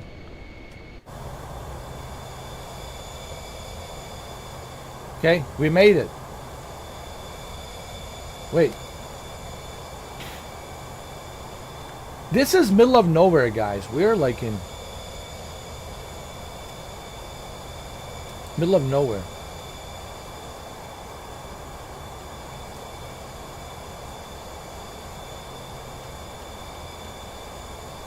I will be taking some break from flying, okay? We'll play some Netflix games. We'll play some Mario Kart World, some Nintendo Switch 2 games. We're taking a little break, all right?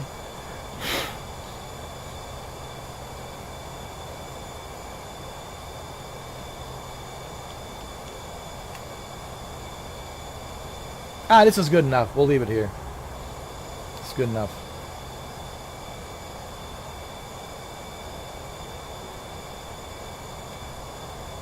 Look at this. Look where we are. Look at this, man.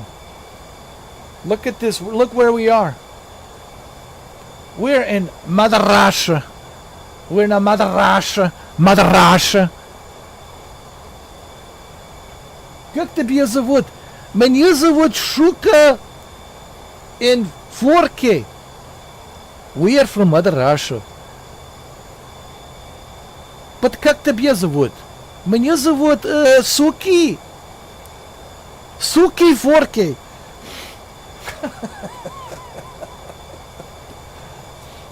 Но меня зовут Суки Дурак. Суки Дурак 4K. That's меня зовут. А как тебя зовут именно? Как ваше имя зовут? Меня зовут Дурак Суки.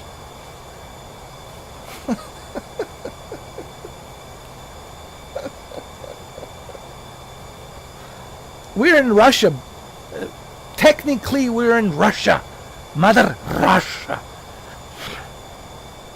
Do you understand? Do you understand the words coming out of my mouth? We are in Mother Russia. Comrade. Comrade. We are Mother Russia. By the way, this island belongs to us. America. Yeah. Dude, we already surround Russia. What are we worrying about, dude? This island is ours. This island is ours. This island is ours. All these little islands are ours. Dude, we surround Russia. Yeah, but here's the thing. Hold on. Yeah, but when I have the Greenland, with the Greenland, I'll be able to surround Russia from both west and east. I want to be able to surround Russia from both west and the east. Are you stupid? You must be a fake news stupid reporter. Don't you understand? You're so dumb. They should take your license to be a reporter. You're so dumb. I don't even know how did you even make it this far. You're ugly and dumb.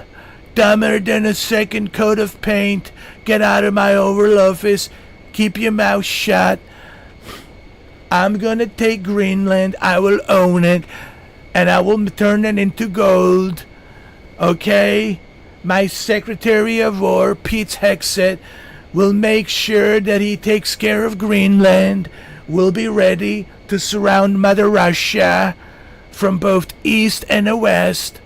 But sir, Greenland, it's closer to Sweden. I don't care. We'll take Sweden too. That's fine.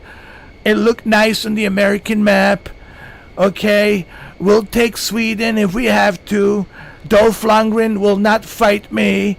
I have Sylvester Stallone, Rocky, whatever, Rocky 7. So we'll take Sweden, all right. We'll take Finland, and we'll be even closer to Russia. Okay, all right. Now I have to go play golf. Okay, I'll see you later. Have a nice day.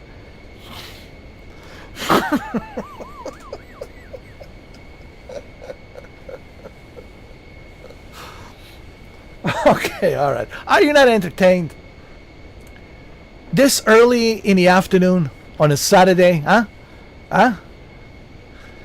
Are you not entertained? Don't tell me the $2 is not worth it, huh? Huh? Don't tell me. All right, and we successfully landed in the 30 days of night. Yeah, this is where the vampires are coming. The vampires are here. Yes, the vampires, 30 days of night, the vampires. Yes, they're coming here. They're coming. As soon as the sun sets down, they're coming. For 30 nights. That's right, of feeding. Blood. Blood, blood.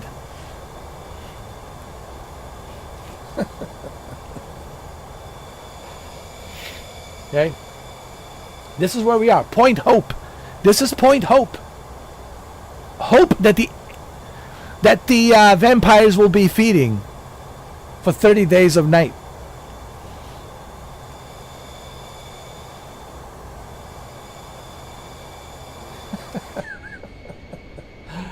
Yo, this is middle of nowhere, dude. This is middle of nowhere. Point Hope. All right. Point Hope. We successfully made it. Okay? I think I deserve some likes and shares and subscribers.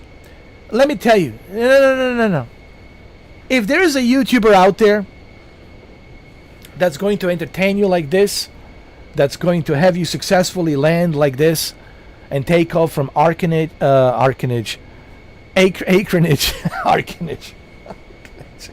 that will successfully take you off from Arcanage, Anchorage, not Arcanage. Anchorage, it's an anchor. It's anchored. Like a ship anchor. From Anchorage, if there is somebody out there on this planet that's going to entertain you like I did, that's going to educate you like I did, and fly you from Anchorage and land successfully in a Point Hope with a 30 days of night of Vampire's capital where they feed for 30 nights. Find me that YouTuber. I mean, I'll pay you $100. Find me that YouTuber. Find me that YouTuber. Guess what? You will not find him. There's only one. Me. There's only one John Wick Returns. There's only one Arnold. There's only one guy who can do Heath Ledger Joker. There's only one me. So cherish me. Worship me. Subscribe to me. Respect me. Don't disrespect me.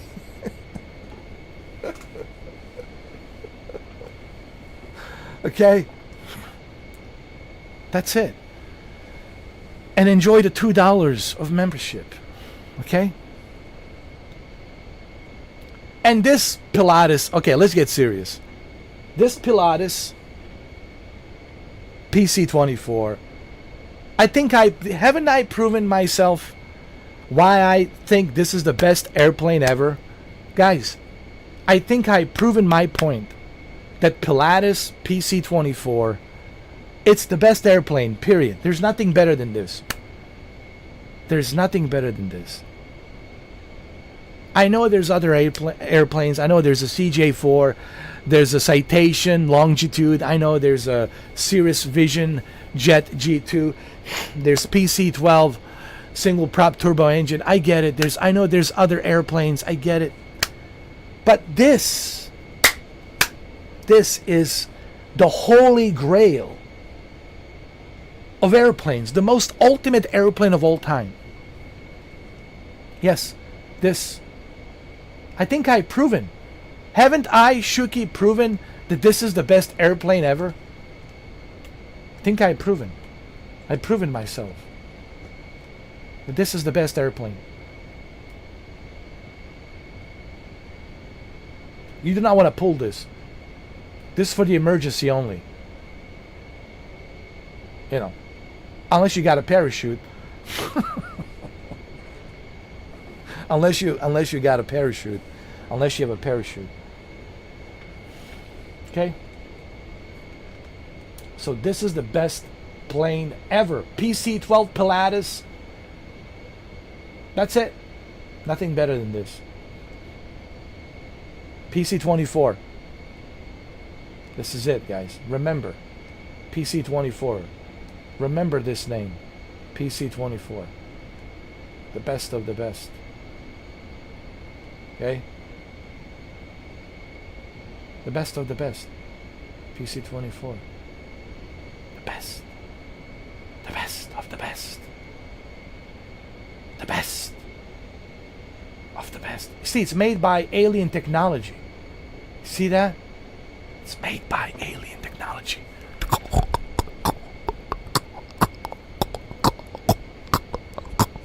It was designed in Area 51 and then was sent to Switzerland.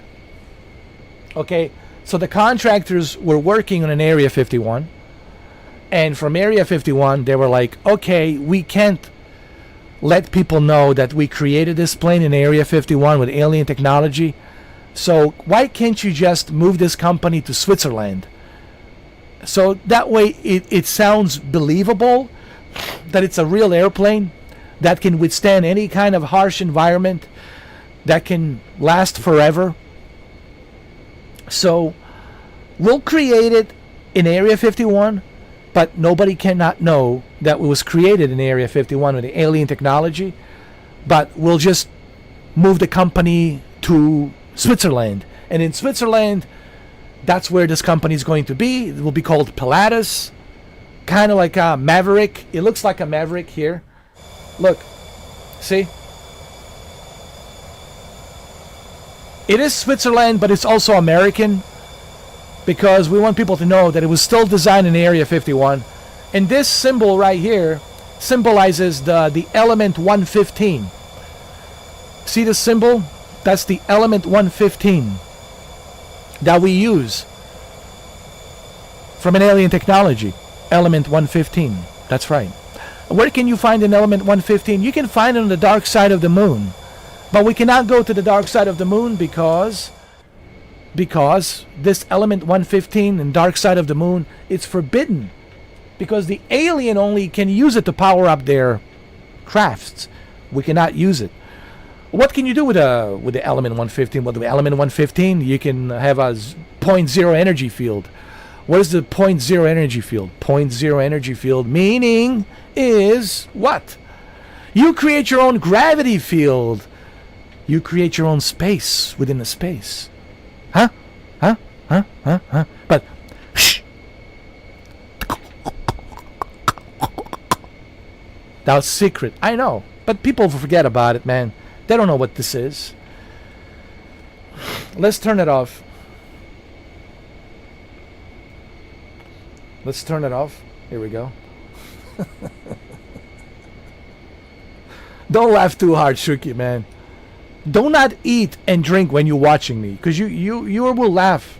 I can't have you laughing and choking on your food. I will not be responsible for you laughing and choking on your food while you're watching me. So don't eat and drink when you're watching me, because I cannot be responsible for you choking on your food and your drink. All right? Pause the video, okay? And when you finish eating, then you can laugh, you know. Okay? Okay.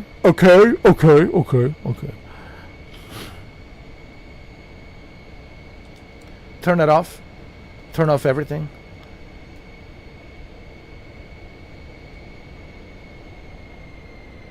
That's right.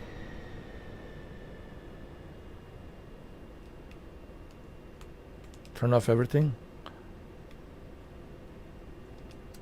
Turn off the engine.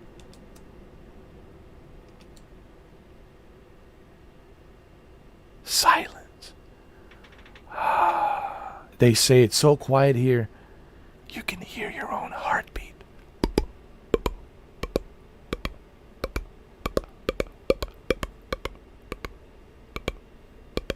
Pumping blood.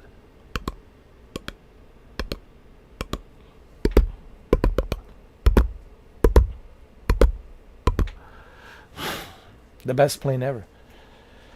Created by aliens. What's going on? Hold on. Wait a minute. said turn it off. It's turned off? Yeah, it's turned off.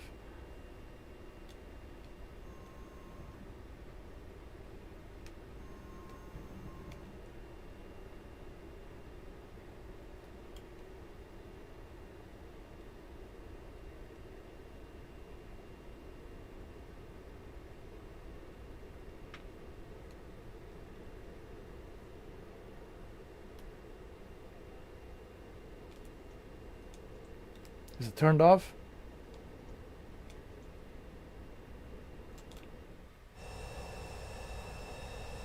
Yeah, it's turned off.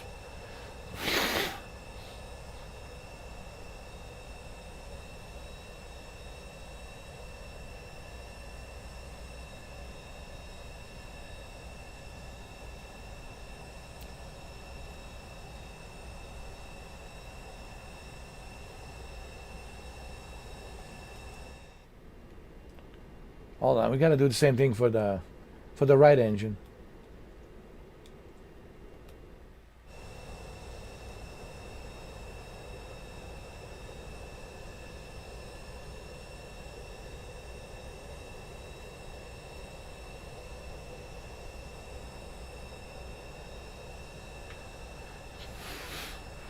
Turn off!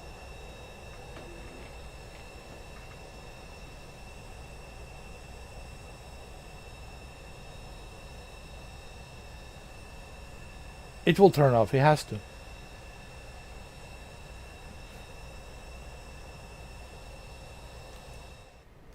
Why won't you turn off, huh? Why?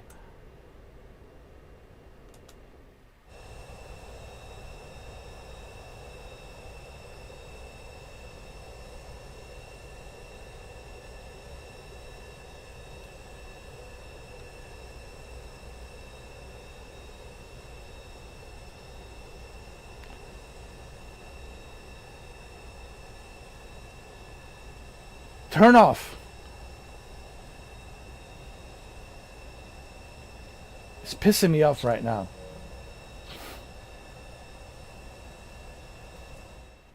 What's the issue, huh?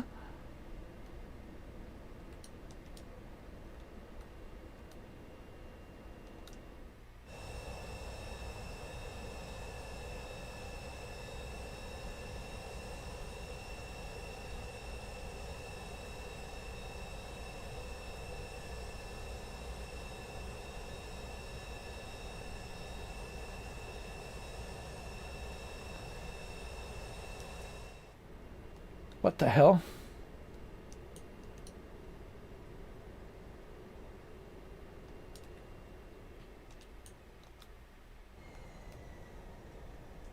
Oh, it was the external power.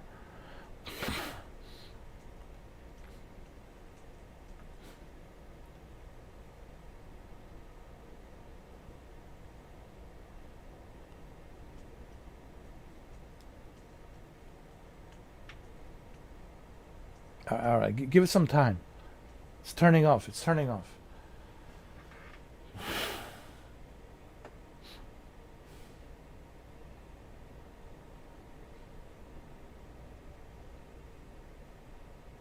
Okay, it's turned off. Take a photo of it. That we turn that off. That we turn that off.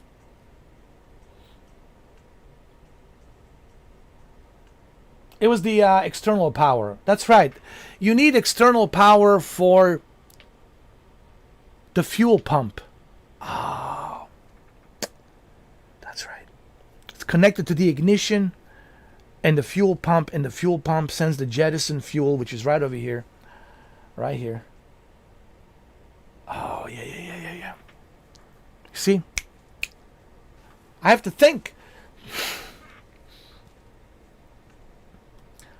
But see, Shuki knows this. Don't just learn how to drive a car. Learn how the car works, what the carburetor does, right? What these pistons are, how does that work, right? Learn about the radiator. Why do you need a radiator and all that shit, man? It's the same thing with an airplane. You want to learn how the airplane works. Don't just learn how to fly an airplane, right? but also learn how airplane operates. How do you turn it on? What's the engineering process behind an airplane? Right? So you learn. That's right. See, we're good. We made it. Point Hope. Point Hope. Point Hope. Point Hope. Point Hope. Yeah. Point Hope. That's where vampires exist. 30 Days of Night. Just like in the movie. Look, man, it's so creepy. Oh my God, dude. Just like in a movie. Yo. Yo. Imagine watching Point Hope on a big screen in a movie theater. Watching 30 Days of Night while you are in a Point Hope during a 30 Days of Night, minus 40, minus 60 degrees. And you're watching 30 Days of Night on a big movie screen, like in a movie theater. And you watch that movie, but you're watching the movie in a movie theater in Point Hope. And after the movie is finished, you exit out of the movie theater and you're like, holy shit, dude. This is the place. It's 30 Days of Night. Oh, are the vampires waiting for me at home?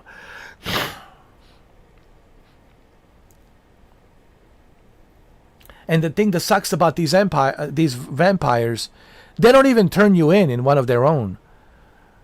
They just suck the blood out of you. They feed off of you, dude. They look at you as food. Those are the most ruthless vampires, dude. They come in to feed, bro. They're not coming in to turn you into a vampire. Unless you happen to be like very specific kind of a human and they think they might benefit from you as they turn you into a vampire. But they're just coming in to feed. They're very ruthless. So imagine being here in a Point Hope for 30 Days of Night, and you go to a movie theater and you're the only guy in the movie theater. There's nobody else. And you're watching 30 Days of Night and you're like,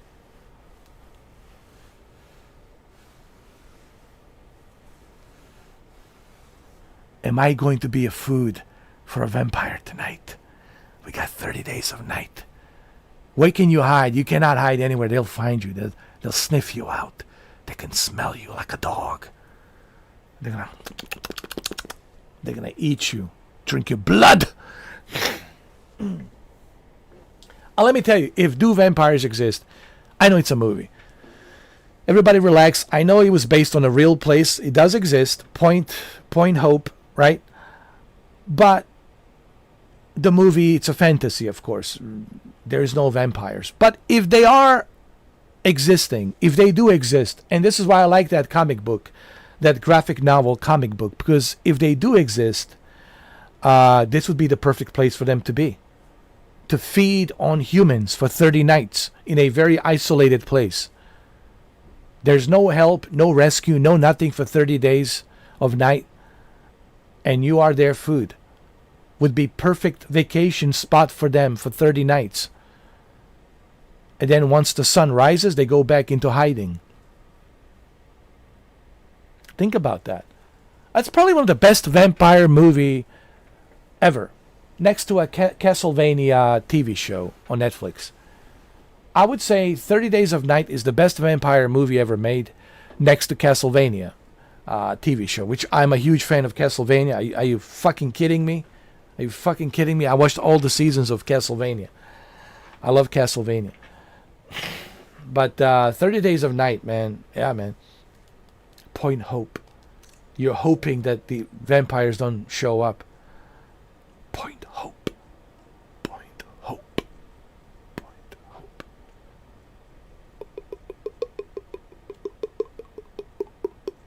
You want to live here? Huh?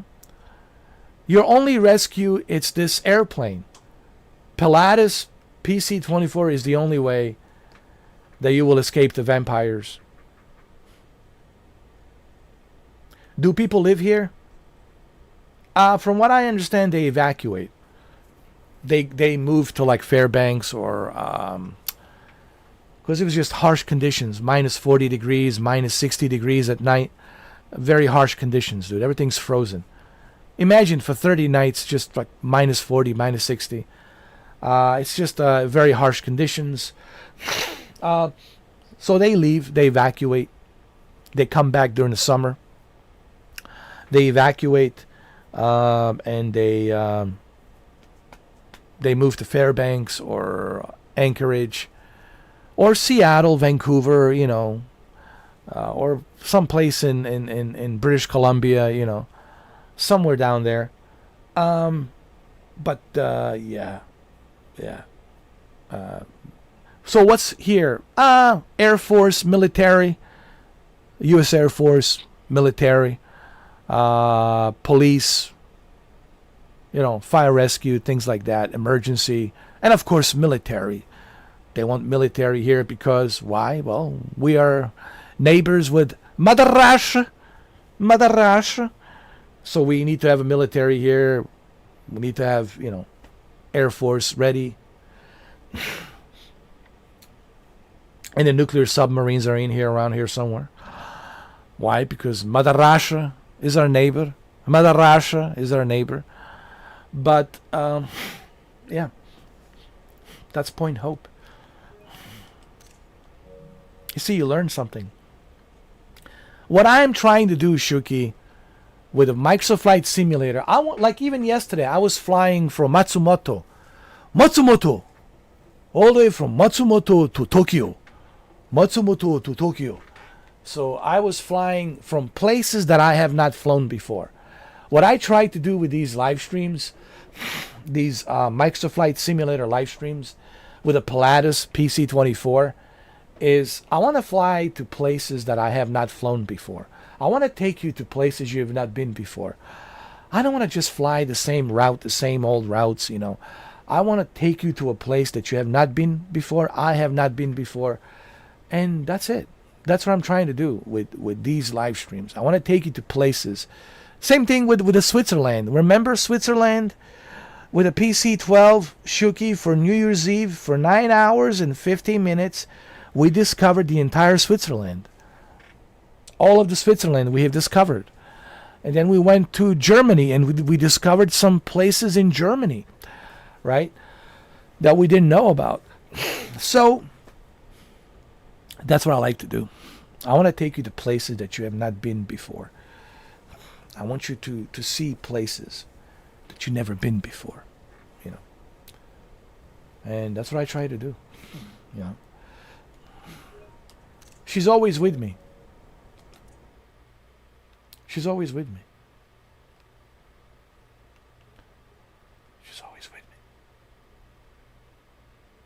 Would you guys like to know how cold it is?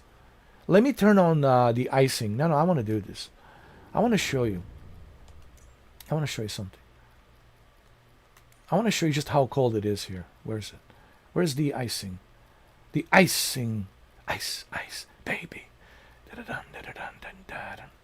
Ice, baby. The icing effect. Ice, baby. Stop. Let's collaborate. I want you to see just how cold it is. You'll see. So, you'll see how much ice you will see. Just give it some time. Let's wait a little bit. You'll see. You'll see. Now, this right here, it's these sticks, they're sticking out. Okay? They look like a pen. They look like pens. They're sticking out. These little pens, little pins, whatever you want to call them, little needles, pens, pencils, they are heaters. They heat up the cockpit. So the frostbite will be defrosted. Okay, that's what these things are. You see, even says, hot surface. Do not spray liquid directly. So that's what this is. All right, and you do not touch this. You will burn your hand. Like a 3rd degree burns. You do not touch it. This is really hot, man. All right, and what this does basically, it keeps the the frostbite from the windshield. It defrosts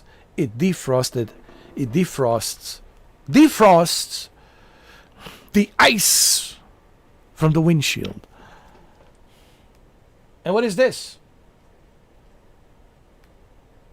What is this, you're asking? It's the same thing. 1, 2, 3, three of them. Same thing with this. Right? It heats it up. Keeps it hot. What is this?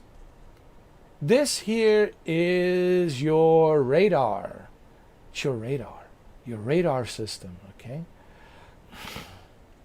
It's all happening here. The radar system. Okay? See, same thing on this side. You got 1, 2, 3. Now, what is this? This is a sensor for you to see if you're stalling and if you're not stalling. So if you're stalling, this little sensor here will let you know if you're stalling, right? So if you are stalling, it will let you know, hey, you are above your trim. You need to trim your plane to that horizontal, not a vertical, but a horizontal line, all right? The horizontal line. So this is a sensor that lets you know if you're stalling. And that's what this sensor does. It's a sensor to trim your plane properly. It lets you know if it's trimmed properly. And if it's not trimmed properly, it will let you know that you're stalling and you need to trim your plane properly. That's what this sensor is. How do I know all of this? Well, because I watch YouTube videos directly from Pilatus company. Pilatus has their own YouTube channel, and they have a pilot who's a test pilot, and he explains everything. Just like I know that this is the tank where you store your jettison fuel. Even it says here the capacity and everything of the jettison fuel. This is where you store your jettison fuel, right here. This is the tank. See, I know all of this because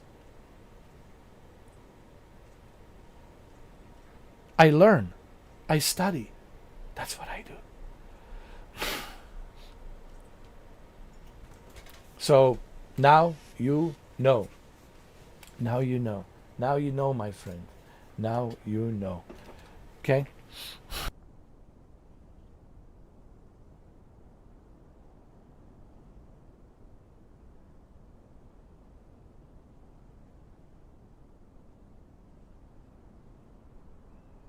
Sorry. I had to eat my grapes. I love grapes.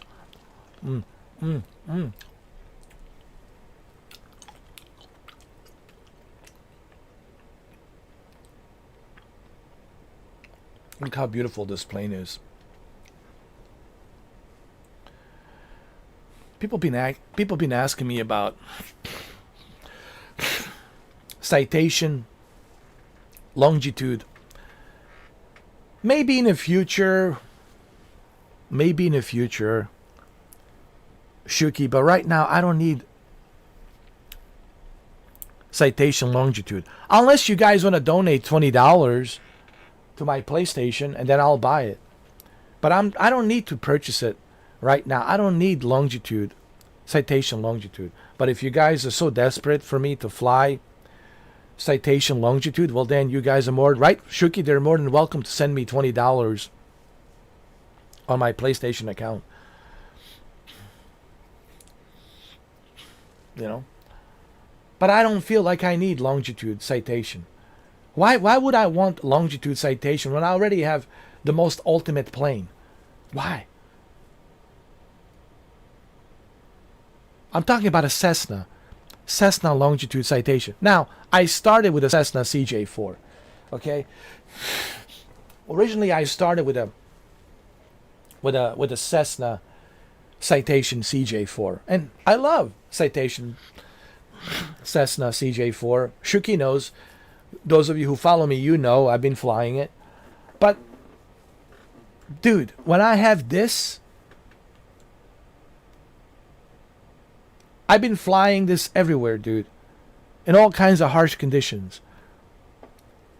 When I have this amazing airplane, why would I want to bother with anything else? No, I mean, really. Right, Shuki? I mean, you tell me, Shuki. I mean, when I have the ultimate plane, why should I bother with anything else?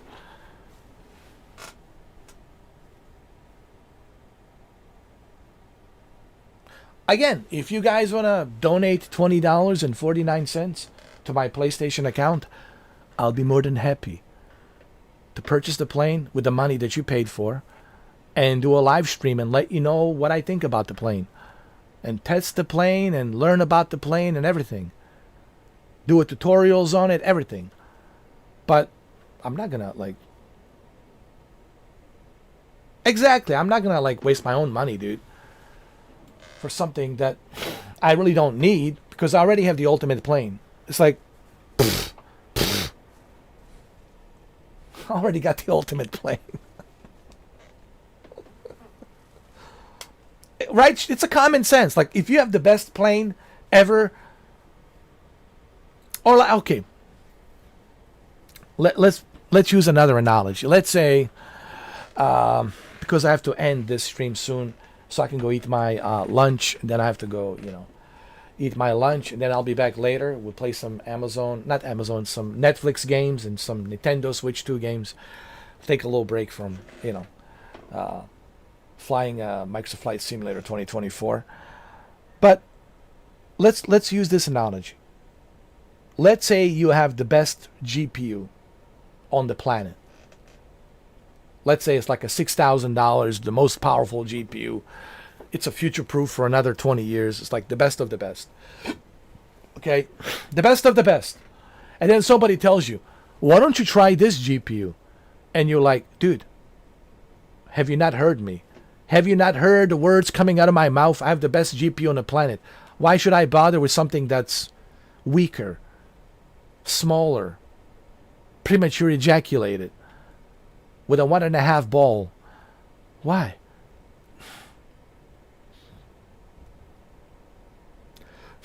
So that's the way I feel. Like, I have the best plane ever, dude. Why should I bother with anything else?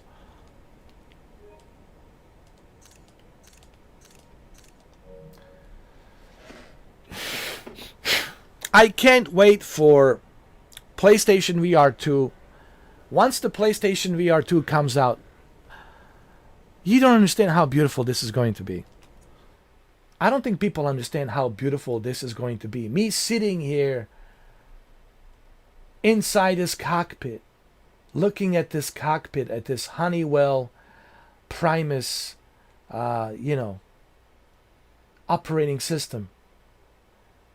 Looking at this cockpit and looking at my co-pilot and looking at the passengers in the back, sitting here in the back. Are you kidding me? Playing Netflix video games, watching Netflix movies here. And if I need some privacy, just close this. Do you realize how amazing this is going to be? And then if they include a cockpit share, this means I can invite Shuki and KJNBA25 to join me. They can join me and sit here and we can chit-chat, have a conversation, have a little podcast while we're flying. Yo. If that's not cool, then I don't know what to tell you. That's why PlayStation VR 2, it's a big deal. Big deal. All right? And it's coming. It's coming soon. I can't wait. I can't wait. I'm telling you, man.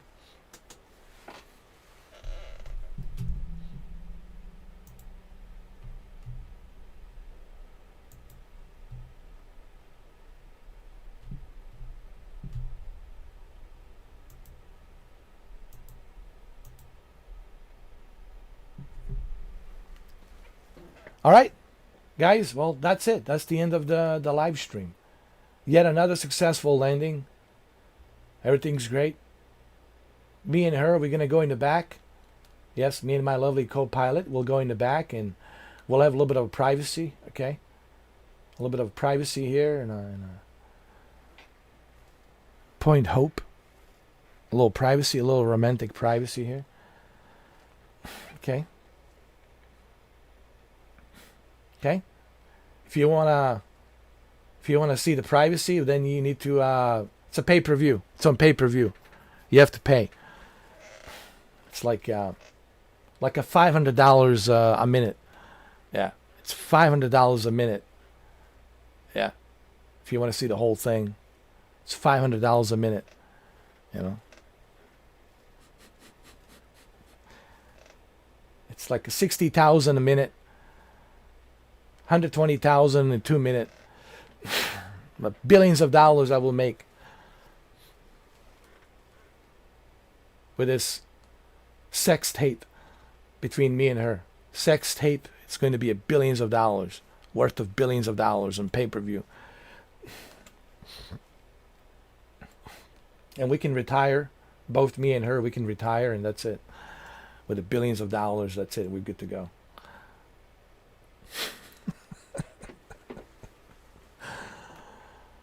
Oh, man.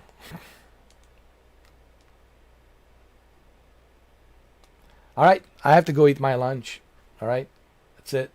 We made it. Point Hope.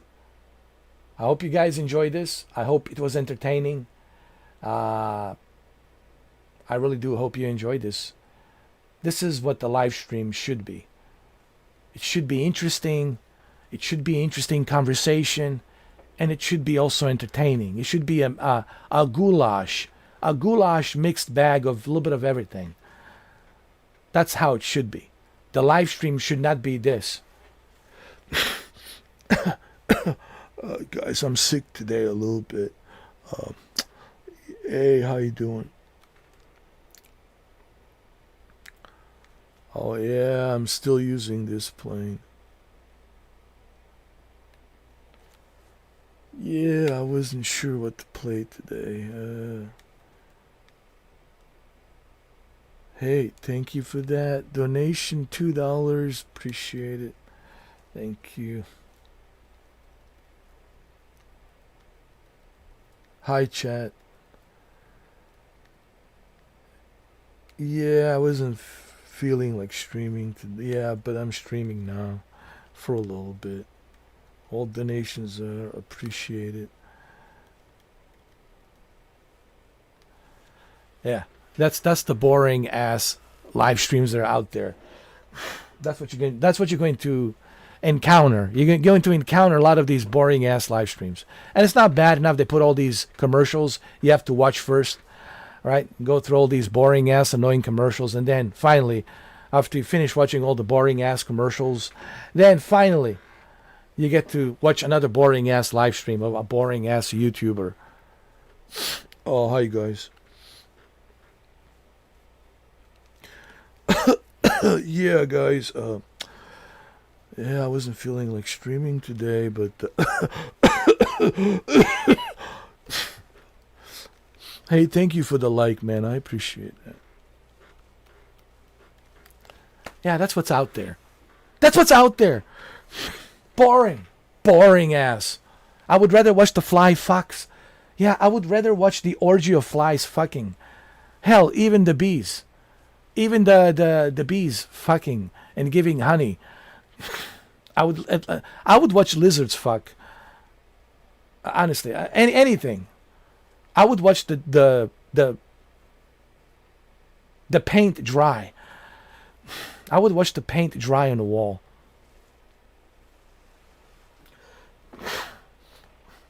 I would watch cockroaches fly from one wall to another wall.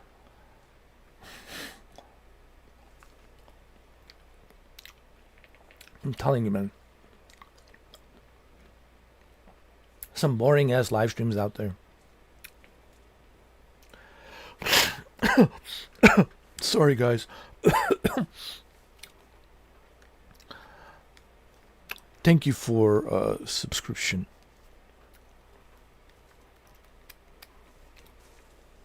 Boring.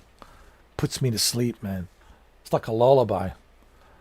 Puts me to sleep. When you watch this for 4 hours, it's a pure entertainment. Academy Award winning, Oscar winning, Golden Globe winning. 10 out of 10. Entertainment. Not these prima donnas, you know, with their little bourgeois big studios paid by Hollywood, you know. Everything's bourgeois paid for, fake. Bourgeois this, bourgeois that. It's all French, you know. Oh, bourgeois, bourgeois. Fake, phony ass prima donnas. Just like Ben Affleck and Vin Diesel. Bourgeois prima donnas, man. I'm telling you. All right, I gotta go eat my lunch. We'll be back later, all right? We'll be back later with some Netflix video games and some Nintendo Switch 2 games, all right? Okay? We're taking a little break from flying, okay? It's been a long time. I've been flying a long time, oh my friend. It's been a long time me flying. Oh, it's been a long time. It's been a long time. We've been flying so high in sky high. Oh, it's been a long time. Ooh, it's been a long time. Oh, it's been a long time. And this live stream, it's ending with this nice song that I just created in my head. And it's better than the Bob Seger Like a Rock Chevy advertisement. Oh, like a rock. Oh, like a rock. Oh, Chevy, like a rock. All right, I gotta go eat, man. I have to end this at some point. I have to end this, all right? That's it. I have to go eat my lunch, man. That's it. Like a rock. Ooh, like a rock. It's sitting on a toilet taking a shit. It feels like a rock. Oh, like a rock. Oh, Chevy's like a rock. Oh, I like to drive my pickup truck Chevy around the Rocky Mountains high. Like a rock. Okay. All right, I gotta go. I gotta eat my food. It's time. I hope you were entertained. I hope everybody was entertained. And I will see you later. We'll play some more games. Some more entertaining games. But this time we're taking a little break from flying. We'll be playing some Netflix games. And we'll be playing some Nintendo Switch 2 games. Okay? Alright? That's it. Subscribe. Share. Let everybody know the greatness. It's there. Okay? Share the greatness. Share the chosen one. Share the greatness. There's nobody out there on my level. It doesn't exist. I looked around. I've been around the planet. I asked the aliens, is there anybody out there? They looked around and says, nobody's on my level. This is it. This is the chosen one. The last of the Mohicans. All right? So make sure you subscribe. Click on that bell button. That's it. All right? And I'll see you guys later. Okay? Happy Saturday. Happy Saturday. I'll see you later.